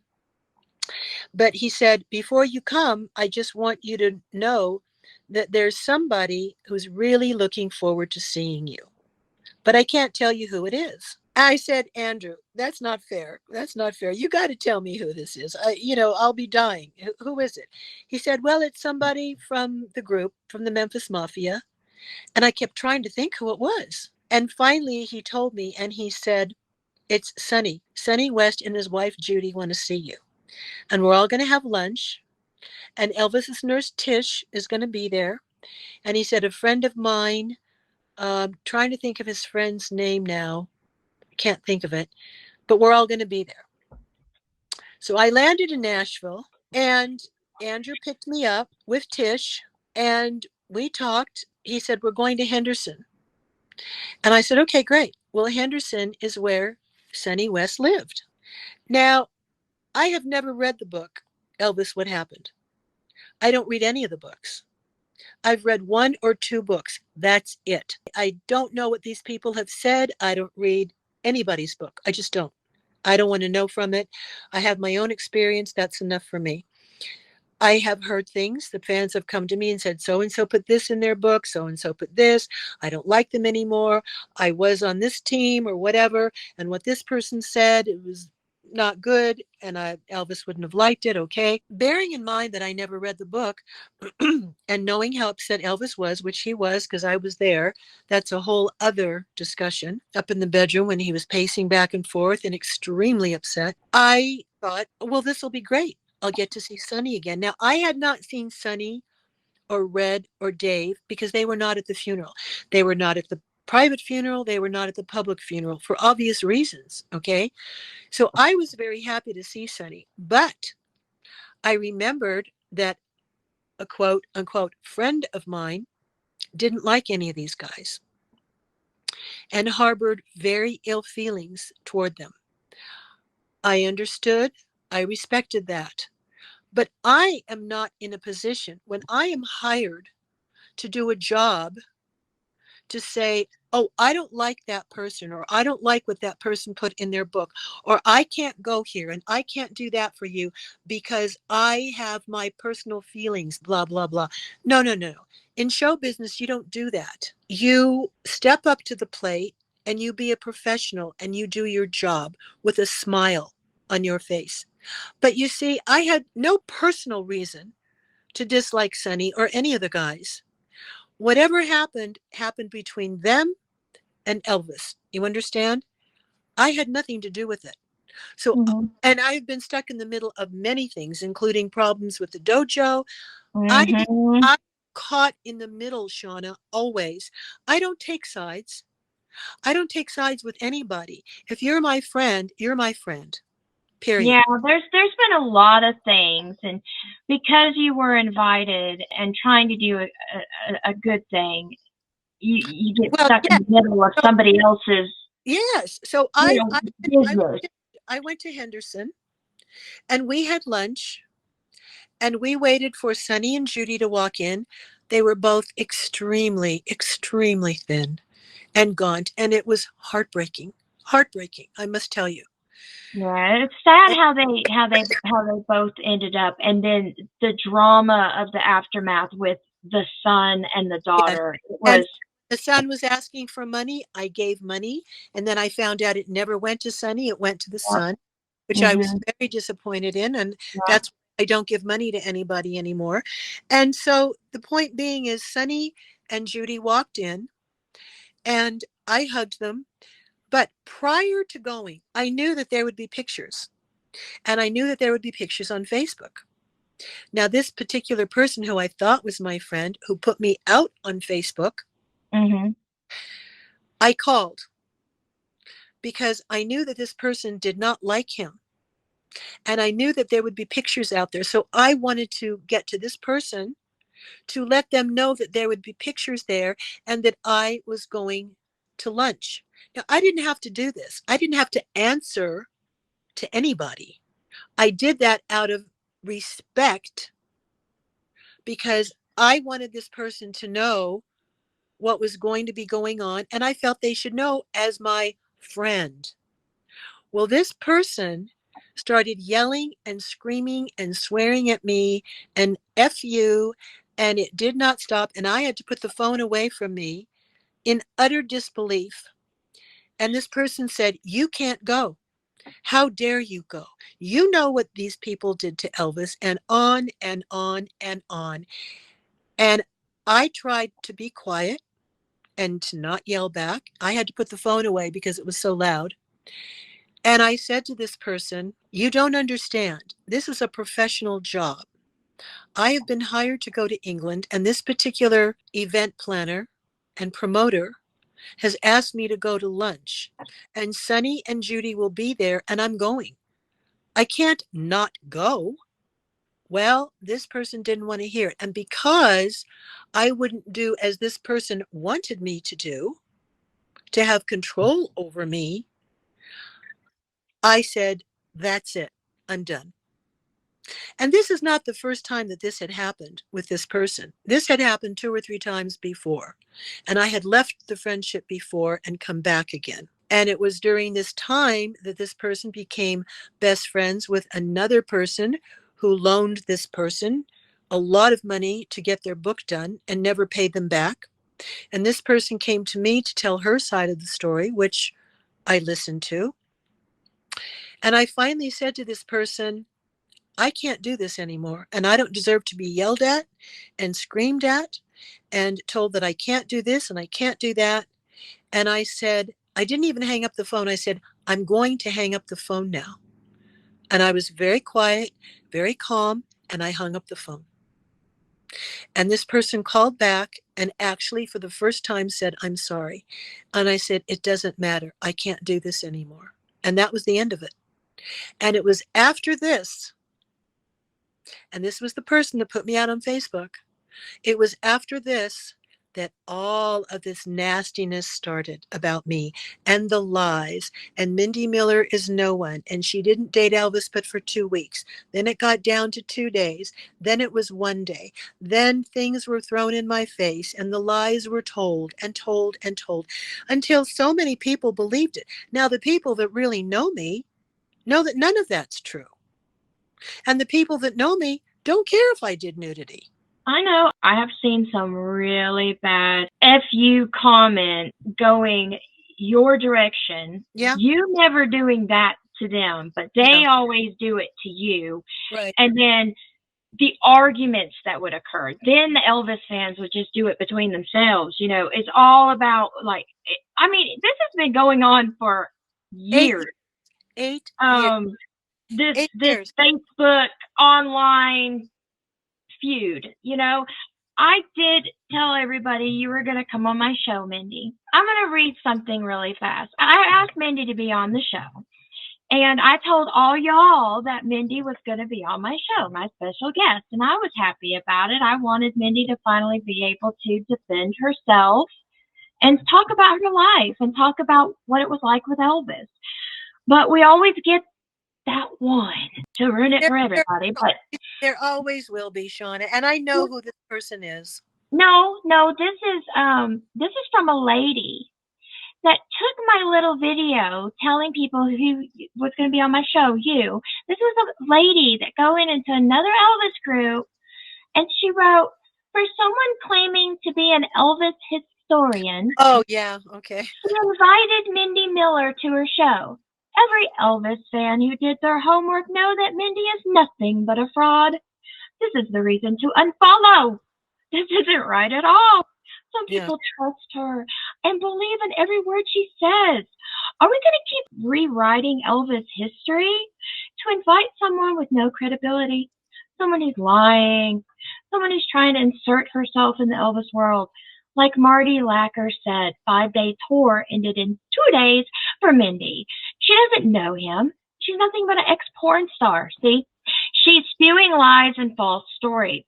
Well, this is a person that's obviously on the person's camp that we were Or talking about. or it's the person with one of their fake profiles.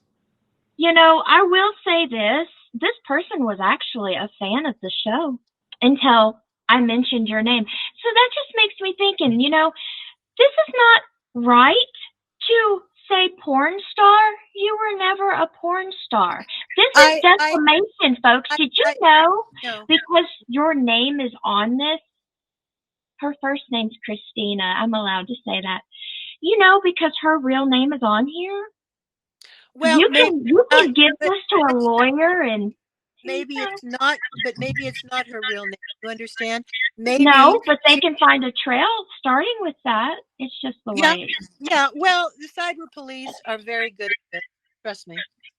I've already talked to them. So I just say it's best to okay. You know how they say, well, I do love to bash the ones that deserve it, but I can't handle the ones that bash people that don't.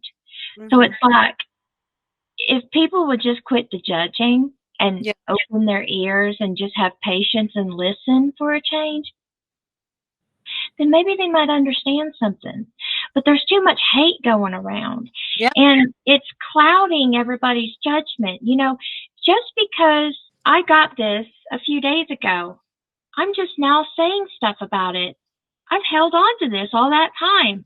Do you know the truth though? I don't really care. This person don't know me. I don't know this person. But if they don't want to watch the show anymore, that's fine. They can turn the channel. But the thing is, we need to have more patience. We need to be more kind. I know it's hard for some, and I've said this and I'll say it again. I have not seen so much Elvis hate. I've not seen so much hate, but in the Elvis world, there's so much hate in the Elvis world. If you get one little thing wrong, just one little detail, get out of here, all of you. Blah blah Well, blah. because It's just yeah, hard. I was actually told this when I went to England after Nashville, and a month or two later, whenever it was. I think it was in July because it was near my birthday, and I believe it was 2016.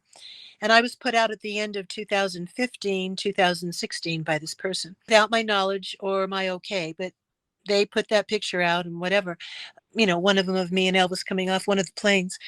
And when I went to England, I was told by quite a few people, be ready because people will build you up to knock you down. And I said, what do you mean by that? And they said they will build you up and love you and ask all the questions and want to know this and that and pictures and whatever and talk to you. But at some point, they're going to look to knock you down and they're going to want to know all about you. They're going to want to know all about your history, who you are, why did Elvis date you, why was there a breakup, why, well, you weren't at the funeral, why. And I kind of believed it because I know show business. But let me tell you something, Shauna, in all the years that I have been in radio, advertising, behind the scenes, in front of the scenes, doing stunt work, doing all modeling I did. I worked for Bob Mackey, who did all of Cher's clothes. I've had a very legitimate career. And for someone to try and tarnish it with their lies and spewing out untruths is unforgivable. God and the Lord and the Bible says you need to forgive. I will tell you honestly right now, I will never forgive this person.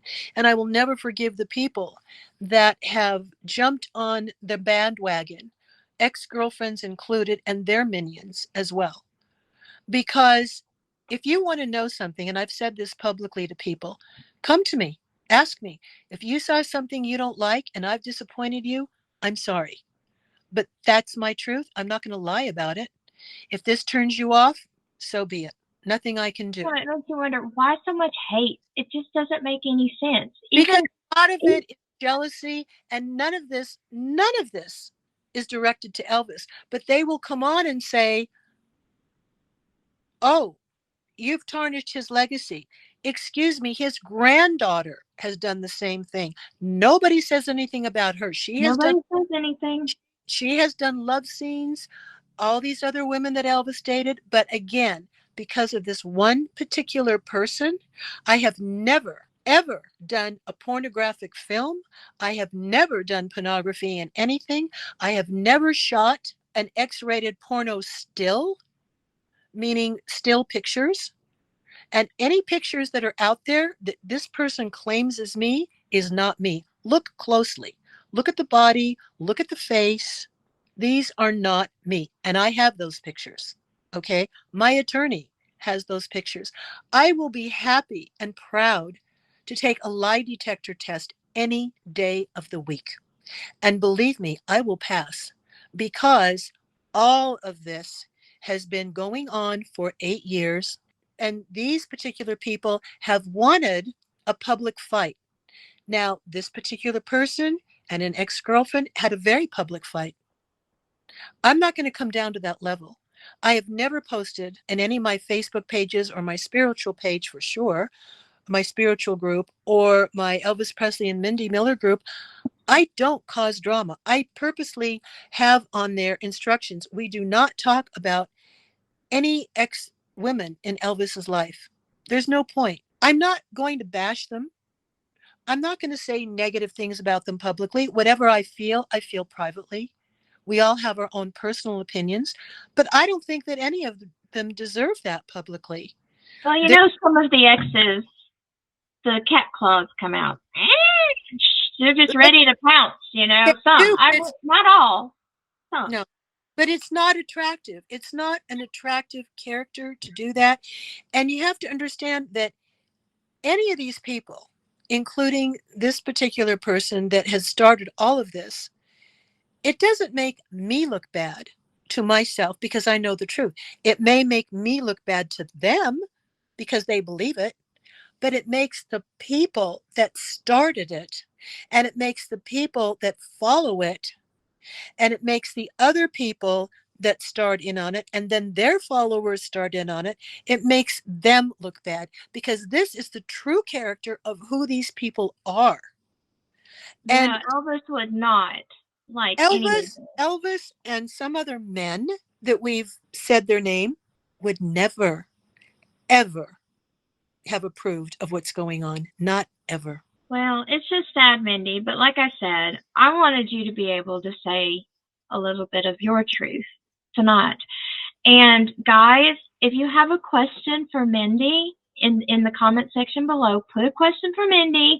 And when I do an update show, I will ask her. I can't ask them all, but I will get to the good ones. But also, as well as I do, we might get a few of those haters over here. I'm No, listen, I don't mind a good debate. A good debate's fine. Go ahead. Do your comments, do your whatever. But hateful comments, cussing, threats, any of this stuff that I've seen in the past will not be tolerated. I will delete. well, But the Shauna, ones that are actually smart enough that can debate something for real and have a good legit question, please put your question in there or comment. And guess what?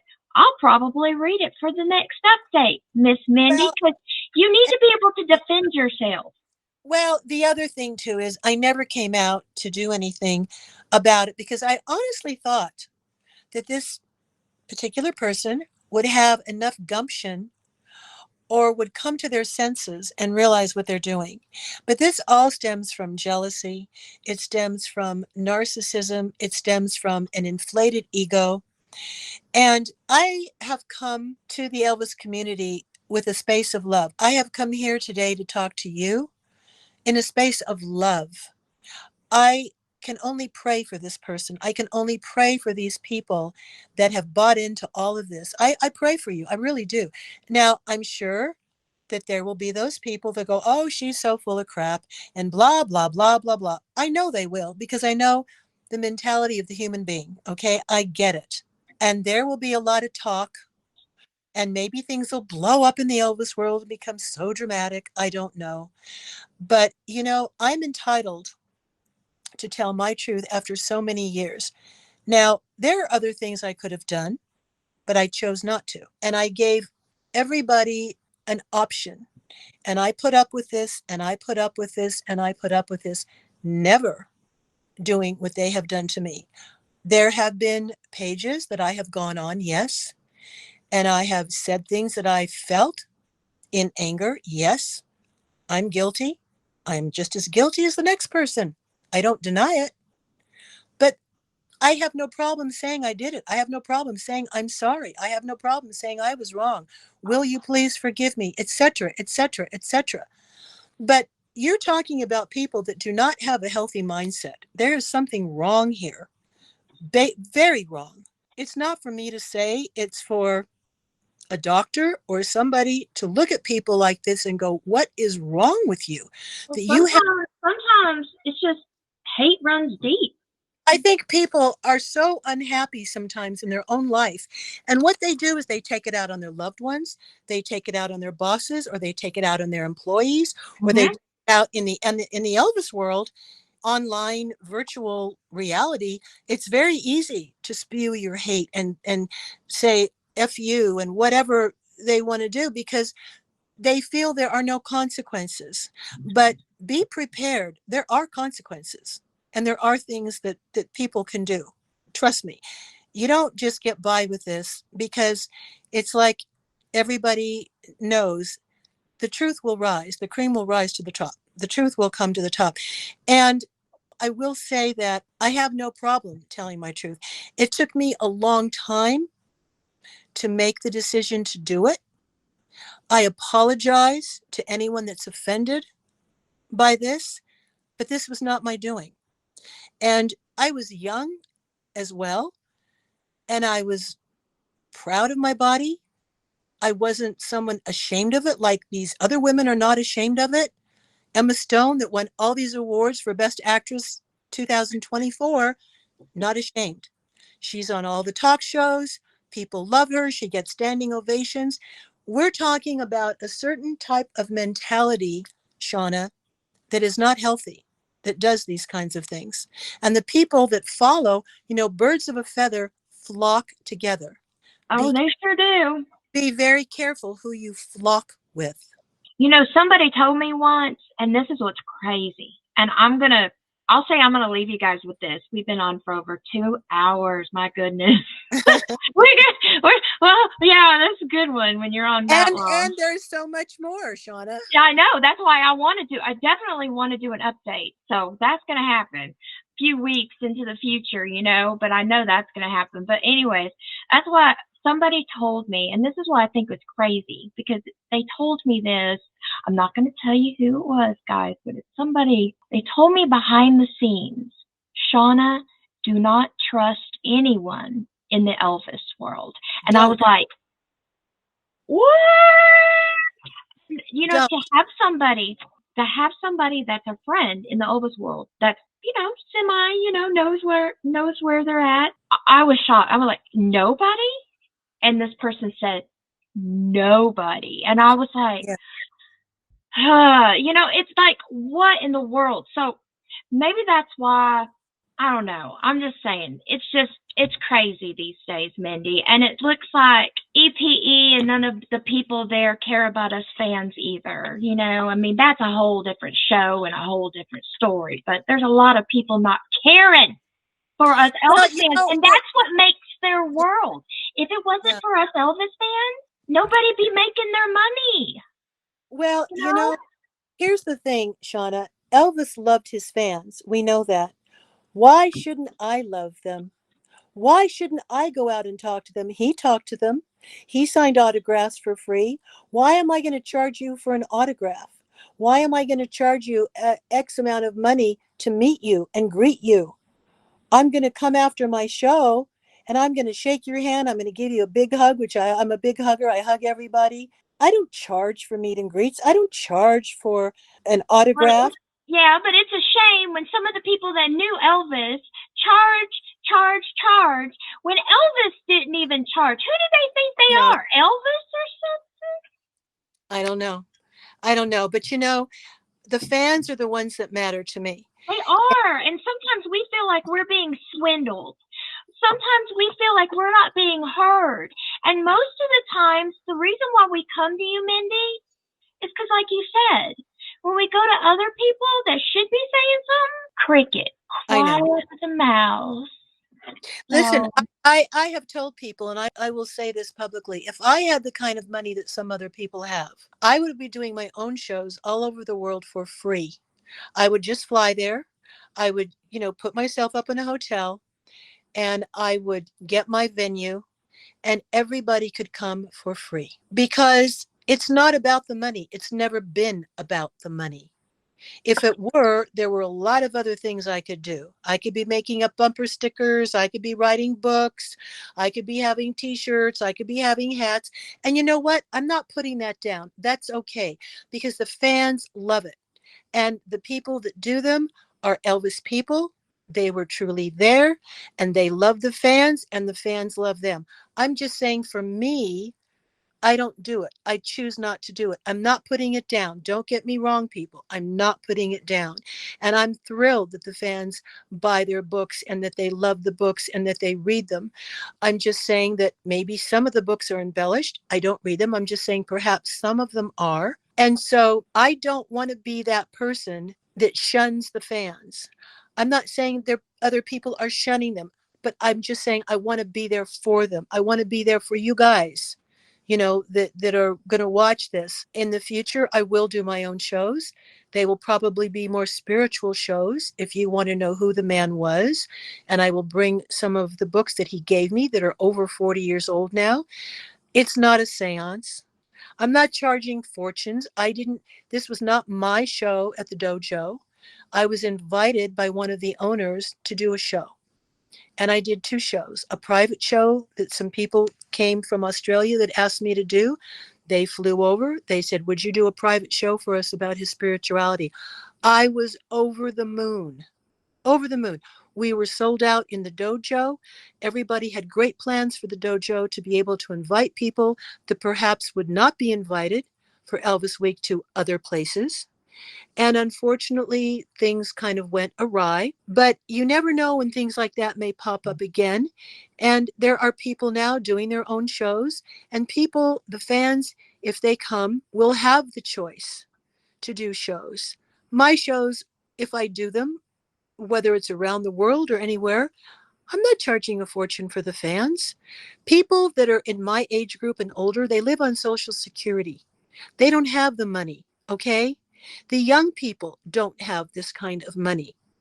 Elvis didn't charge this kind of financial burden for these people to be able to do things. Mm-hmm. So bearing that in mind, I want to be there for his fans. I want to be there for the promoters. I can't do it for free. If I'm traveling a long way, I don't have my own financial backup to be able to come to you for free and do shows. I wish I did. And if I did, I would.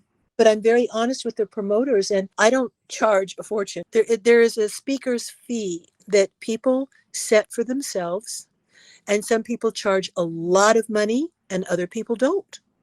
So it just depends on the individual. It depends on where they're speaking, who they're speaking for and with. But I want the fans to know my truth.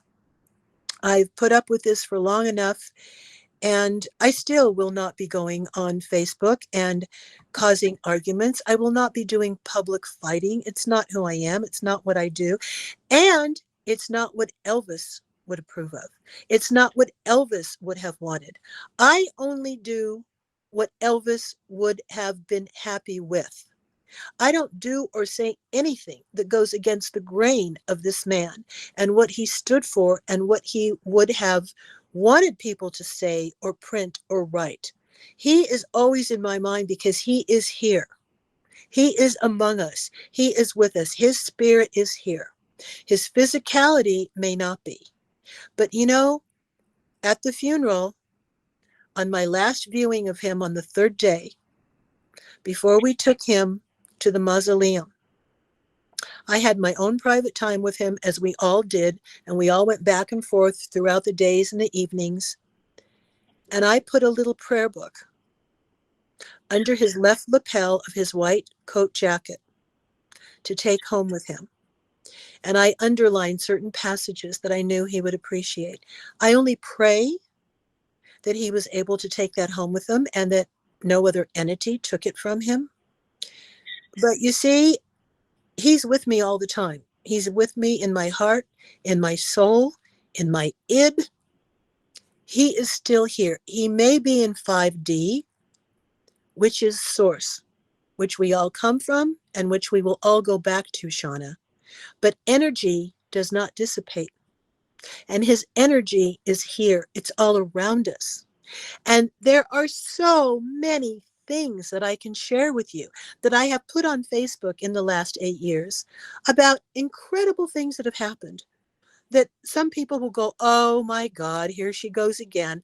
But on one of them, which we can get into another time, David Stanley, I was really thrilled, put it in his book. And he does not know that I put that story out on Facebook. And I did not write that in any book because I didn't write a book. He put it in his book about what happened to us when Elvis bought me when I finally accepted a car from him in 1976, when I asked Elvis if we could drive to Palm Springs from Vegas. And that's a whole other story. And a lot of the fans don't know it because it's probably 5 or 6 years old and it's way, way down in my history on one of my pages. And I'm happy to tell that story again. I have a lot of them. But Oh David, no, you're coming back on the show, Mindy. You're but coming back on the show. okay, well, I would love to. But David Stanley told my same story. He was in the car with us when we were driving. So this is when I tell people, okay, you may think it's far-fetched, but you didn't know Elvis. You didn't know what he could do. You don't know that he laid hands on people. You don't know that he was a healer, okay? But I do, and some of the guys do, and some of the ladies that were in his company do. He laid hands on people. He was a healer. I don't really care if some of the people don't believe it and they call me crazy. Call me crazy. You called him crazy. His mother told him, don't talk about these things with other people. They will think you're crazy. Hence, his beautiful gold ID bracelet with crazy in all diamonds. His nickname, Crazy. There's a reason for this, okay? So I was very happy that David Stanley told the story of things that happened in the car, my new car that Elvis drove. I didn't even get to drive it. Elvis wanted to drive it. I like, go ahead on. And he drove it to Palm Springs and things happened in that car. And I told the stories. Some people loved it because they're believers. They're very spiritual people. Most of these people that do these things like the witch and the seance, these are not spiritual people. Their vibration is very low. Are they just judgy Christians? I mean, I'm a Christian, but I don't judge because I remember Jesus taught, judge not, yet ye be judged. And, love thy neighbor, period. And neighbor doesn't mean just someone next door. Neighbor means your brother, your Right. sister, all of us as a whole. Love one another as you would love thyself. But people forget that. Jesus is the reason for Christianity. But there are some Christians out there that see too much judgy and they need to see more Jesus. I think that's the point because I've grew up with people like that in high school and stuff, not just Christians. I'm a Christian, but the ones that are just judgy. And it's like, you're not supposed to be doing it. You really shouldn't be doing that. It's just being mean or name calling or backstabbing people in the back. It's just all of it's just mean, and they'll do it and they'll say they're a Christian, and it just makes them look even worse because it's like you're saying you're a Christian but you're doing this. You're saying you're a Christian but you're hurting this person. Well, but Shauna, they're not living in their faith. They're not living. No, they don't. But that means that it's just a ploy to them, like, I guess. But I mean, I digress. I mean, I just thought I'd put it out there. I mean, these people are judgmental, and I'm not saying all Christians because I'm a Christian, but that's not the way I was taught. I mean, even in the Bible, you're just supposed to pray for them. You're supposed to pray Well, for them. I really pray for these people. I do because I know you do. But the thing is, sometimes karma takes a while. Sometimes it's immediate, but sometimes it takes a while. And we're just now seeing it hit some people already. Yeah. Oh, yes. But let me share this. Not that you don't know, because of course you do. Karma will hit. It's a matter of time. I Right. don't have to do anything. Nobody else has to do anything. But you see, when you put out low energy and negative energy, and you are a toxic person, you're putting that out. And what happens in the universe? The universe is revolving, it's always moving. We live on a tiny little rock. Human beings have named it Earth. It's dirt, it's a rock. There are not millions, but trillions, trillions, it's unfathomable, of other galaxies out there, very much like our Milky Way. We are a speck. We are nothing. I say, I am nothing. I'm nothing. I am nobody. I'm nobody important. I've never said I was. I never said I was important in Elvis Presley's life. But I've had people come to me and say, oh, who do you think you are? I'm like, I'm nobody. I'm the first person to admit it. I'm not important. Never was. Never will be. I may only be important to the people that care for me or love me, or that we vibrate on the same wavelength of energy. You are energy, or you would not be alive. You understand? And your energy vibrates just like a radio station. When you tune into a radio station, there are radio waves. If you cannot get a certain channel on TV or the radio, it's because those waves are too low. The energy level is too low. Therefore, you're not going to get it. The analogy is the same in human beings, in animals, in trees, in leaves. Every living entity has energy. And depending on what you do with that energy, is going to vibrate, and it's going to be who you become and who you are. And if you stay on a low energy level and a low vibratory level, you will never grow. And you will keep doing what you're doing, and you will never rise. Elvis was the first person I think I ever heard when he said to me he wants to be at the right hand of God whenever it was that he would go. And he wasn't planning to go, but he said that because we talked again about life after death. And he said, you know, Mindy, there are the seven rays. And there's a wonderful book called The Seven Rays. But there are seven rays after the physical world. And this is when we talked about astral projection, which is what happens when you dream and you're visiting someone or you're out there and you've left your body. Your body's still there. It's in bed, but your id, your soul, is time traveling. And it's been proven now. Scientists have proven it. But 20, 30, 40, 50 years ago, we couldn't talk about these things because, again, we're crazy. Like this one person said, that I know who said it, oh, she's talking to dead people. She talks to a dead man, meaning Elvis. How sad. This person never knew Elvis, has no concept who Elvis Presley is. I don't care. My dad died years ago. I talked to him. I don't care. Right. It's whatever we want to do. Who's this person to judge what you do? Who Well, cares? I know who this person is, and he's on another team, and that's okay. You know, Well, I mean, I it's I release everybody. I release all of the toxicity. I release all of these people. I have nothing to do with them in my mind, in my heart. I release all of them. I'm coming from a space of love. I wish them well. I wish all of these people well. I really do. Because it's not for me to wish them harm or to wish any of them displeasure or sickness or anything. Because if I come from that space, if I come from that energy and that vibration, that brings me even lower. I'm not about being lower. I'm about going up. And what you think of me, people, is none of my business. But I am grateful to you, Shauna, for allowing me to be here to set my record straight.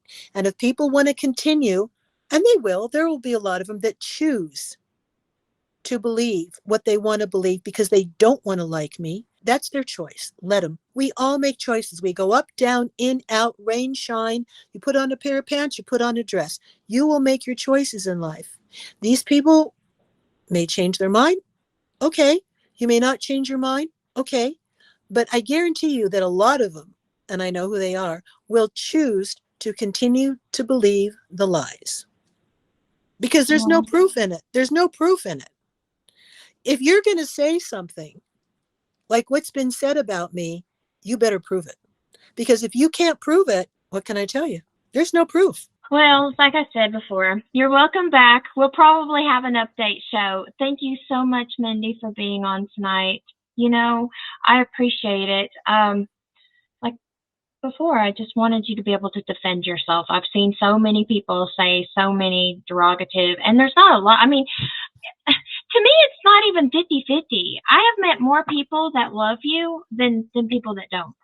So, you know, in my opinion, I've met more people that respect you than I have that don't like you. Now, I have Well, reputation, but it's not like 50-50 at all. Not in my point of view, it's not. well, I don't know, Shauna. I only know what people have sent me because I don't follow all of that. I don't partake in any of it. That's not my vibration. That's, as Jimmy Fallon will say on the Tonight Show, that's not my jam.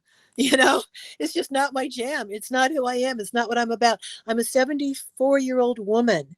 I'm not playing your game. These are supposed to be adult men and women. I'm not playing your game. I don't want to be involved in your game. This is junior high. I'm an adult woman. I've learned lessons. I've done things. I've learned from it. I move on. If these people are stuck in something, I feel sorry for them because they're just stuck. Yeah, well, it's not a good look and it's not a good place to be. But, anyways, I'm going to have you back on, but we'll probably have to go. It's like been 2.5 hours and it's going on 1 o'clock in the morning for me. And I'm just trying so hard to keep up, but I'm not falling asleep on you. No, I'm not. But it's just been really interesting. You have a whole timeline of your life, and sometimes it's real hard to fit it in so much time. And I knew when you said we might have to do another one, I knew we were going to because there's just so much to go over. And there's Yeah. some things we didn't even get to. So that's what I said. We're going to do an update show when it's time and even answer some people's questions if they talk in the comment section. But do you have anything else to say before we leave tonight? I do. And that is for all of Elvis fans that truly love him. Get out of the toxicity. If you're following people that are doing these kind of things, you're not doing your soul any favors, and you're not allowing your soul to grow. You're not becoming the human being that God put you here to become. You're not becoming your potential. You are being stuck in a rat race, like the wheel on a hamster, and you're going around and around and around, and you are making the same mistakes over and over and over again. And if you don't learn from your mistakes on this journey, whether or not you believe in another one, I don't know. But the whole point in being here and the whole point in God putting your soul here on a physical plane is to learn and to grow so that when your soul ascends back to source, as Elvis and I used to talk about, you become a different energy, a higher energy. People believe in angels. People believe in saints on earth. Look at Mother Teresa. Look at Gandhi. Look at some of these incredible human beings that are spiritual entities here on the planet. People love them. Are we saying that Mother Teresa and Gandhi does seances?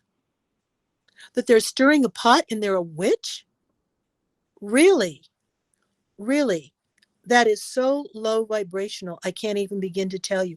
But if these people choose to be there, then that is their choice. That's their choice. Yeah, if they're going to be in limbo on Earth, might as well just. Well, if they are, Misery loves company, but I turn it off from time to time. I have to, like for my job, for this business, the line of work that I'm in. Of course, I'm going to go into drama and what's the dish and this and that. But there Right. might be some toxicity, and it gets to the point where I have to turn it off for a few to come back to it, because if I kept it going, there's no way. Like if I didn't have a break, I wouldn't like the person that I would become if I Well, didn't have that's credit. my point.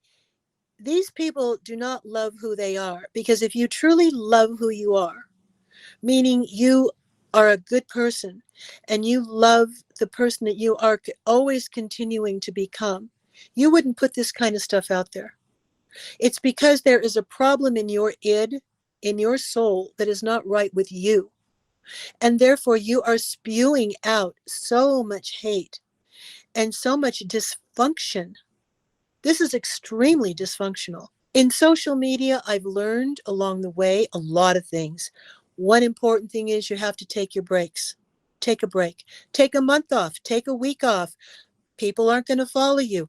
Okay, I don't have 100 people. I don't have 60 people. I don't have 400 people. I don't have 800 people. Whatever, whether it's Instagram, TikTok, whatever it is that you do, take a break, because this is not mentally healthy. This is not physically, mentally, cerebrally, and most of all, spiritually healthy. What goes on here? It's not. Take your breaks, people. Take your break. Yep, that's what I do. If I didn't take breaks, I would go insane. But I have to from time to time. And you know what? The audience understands. It happens. But But everybody needs to take a break from work, take a break from your husband, take a break from your kids. You need to be with yourself. You need to hear yourself think. You need to find out who you are. You can't do that with all this energy coming at you all the time from everywhere. Your kids, your boss, your husband, your house, you're there. You go crazy. This is why Elvis took so much time to be alone. That's why he was alone a lot. People, oh, he was up in his room for 3 days. Yeah, he was. You know why? He needed clearance. that's so funny. I can do that all the time. That's not a Me big deal too. for Me me. too. Me too. But My people will. solitude is my bedroom. That's where I go to get peace, Yes. understanding, and Yep. to kind of get recharged Yep. to do Elvis's and do it all Elvis's over again. Elvis's solitude saved him. It saved him from so much negative, toxic energy. And when he felt great to go back out there, he was back out there with the guys, with the ladies, singing, dancing, doing his films. The greatest entertainer, the greatest human being on this planet that I have ever. Thank you, Jesus. If I came here to only meet this man, that's fine with me. If I came here for no other reason than for him, thank you. Hand to God, thank you. Yep. Hand to the cross that I sleep in my bed, thank you. And no, I'm not hiding behind religion, okay? Let's just put that one to rest, which has also been out there. Yeah. But you know what, guys? On that note, it's time to go. You guys could have went to any channel tonight, but you didn't, especially any Elvis channel. You didn't. You came to mine. And for that, I love each and every one of y'all for it. I know Mindy loves y'all too. We can't wait to do an update for you. Just know that I will be back with another show. I always am. Just going to tell you guys that this has been a really nice experience. Thank you, Mindy. I feel Thank like you. I'm almost a better person just because I sat here and listened. Some people can't even listen. It's so sad. No, they So can't. But sad. this is why, Shauna, you are an exceptional woman. You are an exceptional human being to be able to be this strong, knowing that you can easily get backlash and that things can be said to you and about you and of you. But you see, you are the type of person that is on a higher plane. You resonate a higher energy. You understand? But you yourself know that. And this is what is important in every human being, to know thyself. Yes, And ma'am. and as it is the day, the night must follow. Mhm. You see, that's where that comes from. So please do not be disappointed or angry or anything, because you know that these types of people will come, you will hear things, but know that they are on a different vibratorial level than you are. I promise. I will be a good girl and I'm not going to get overheated. I promise.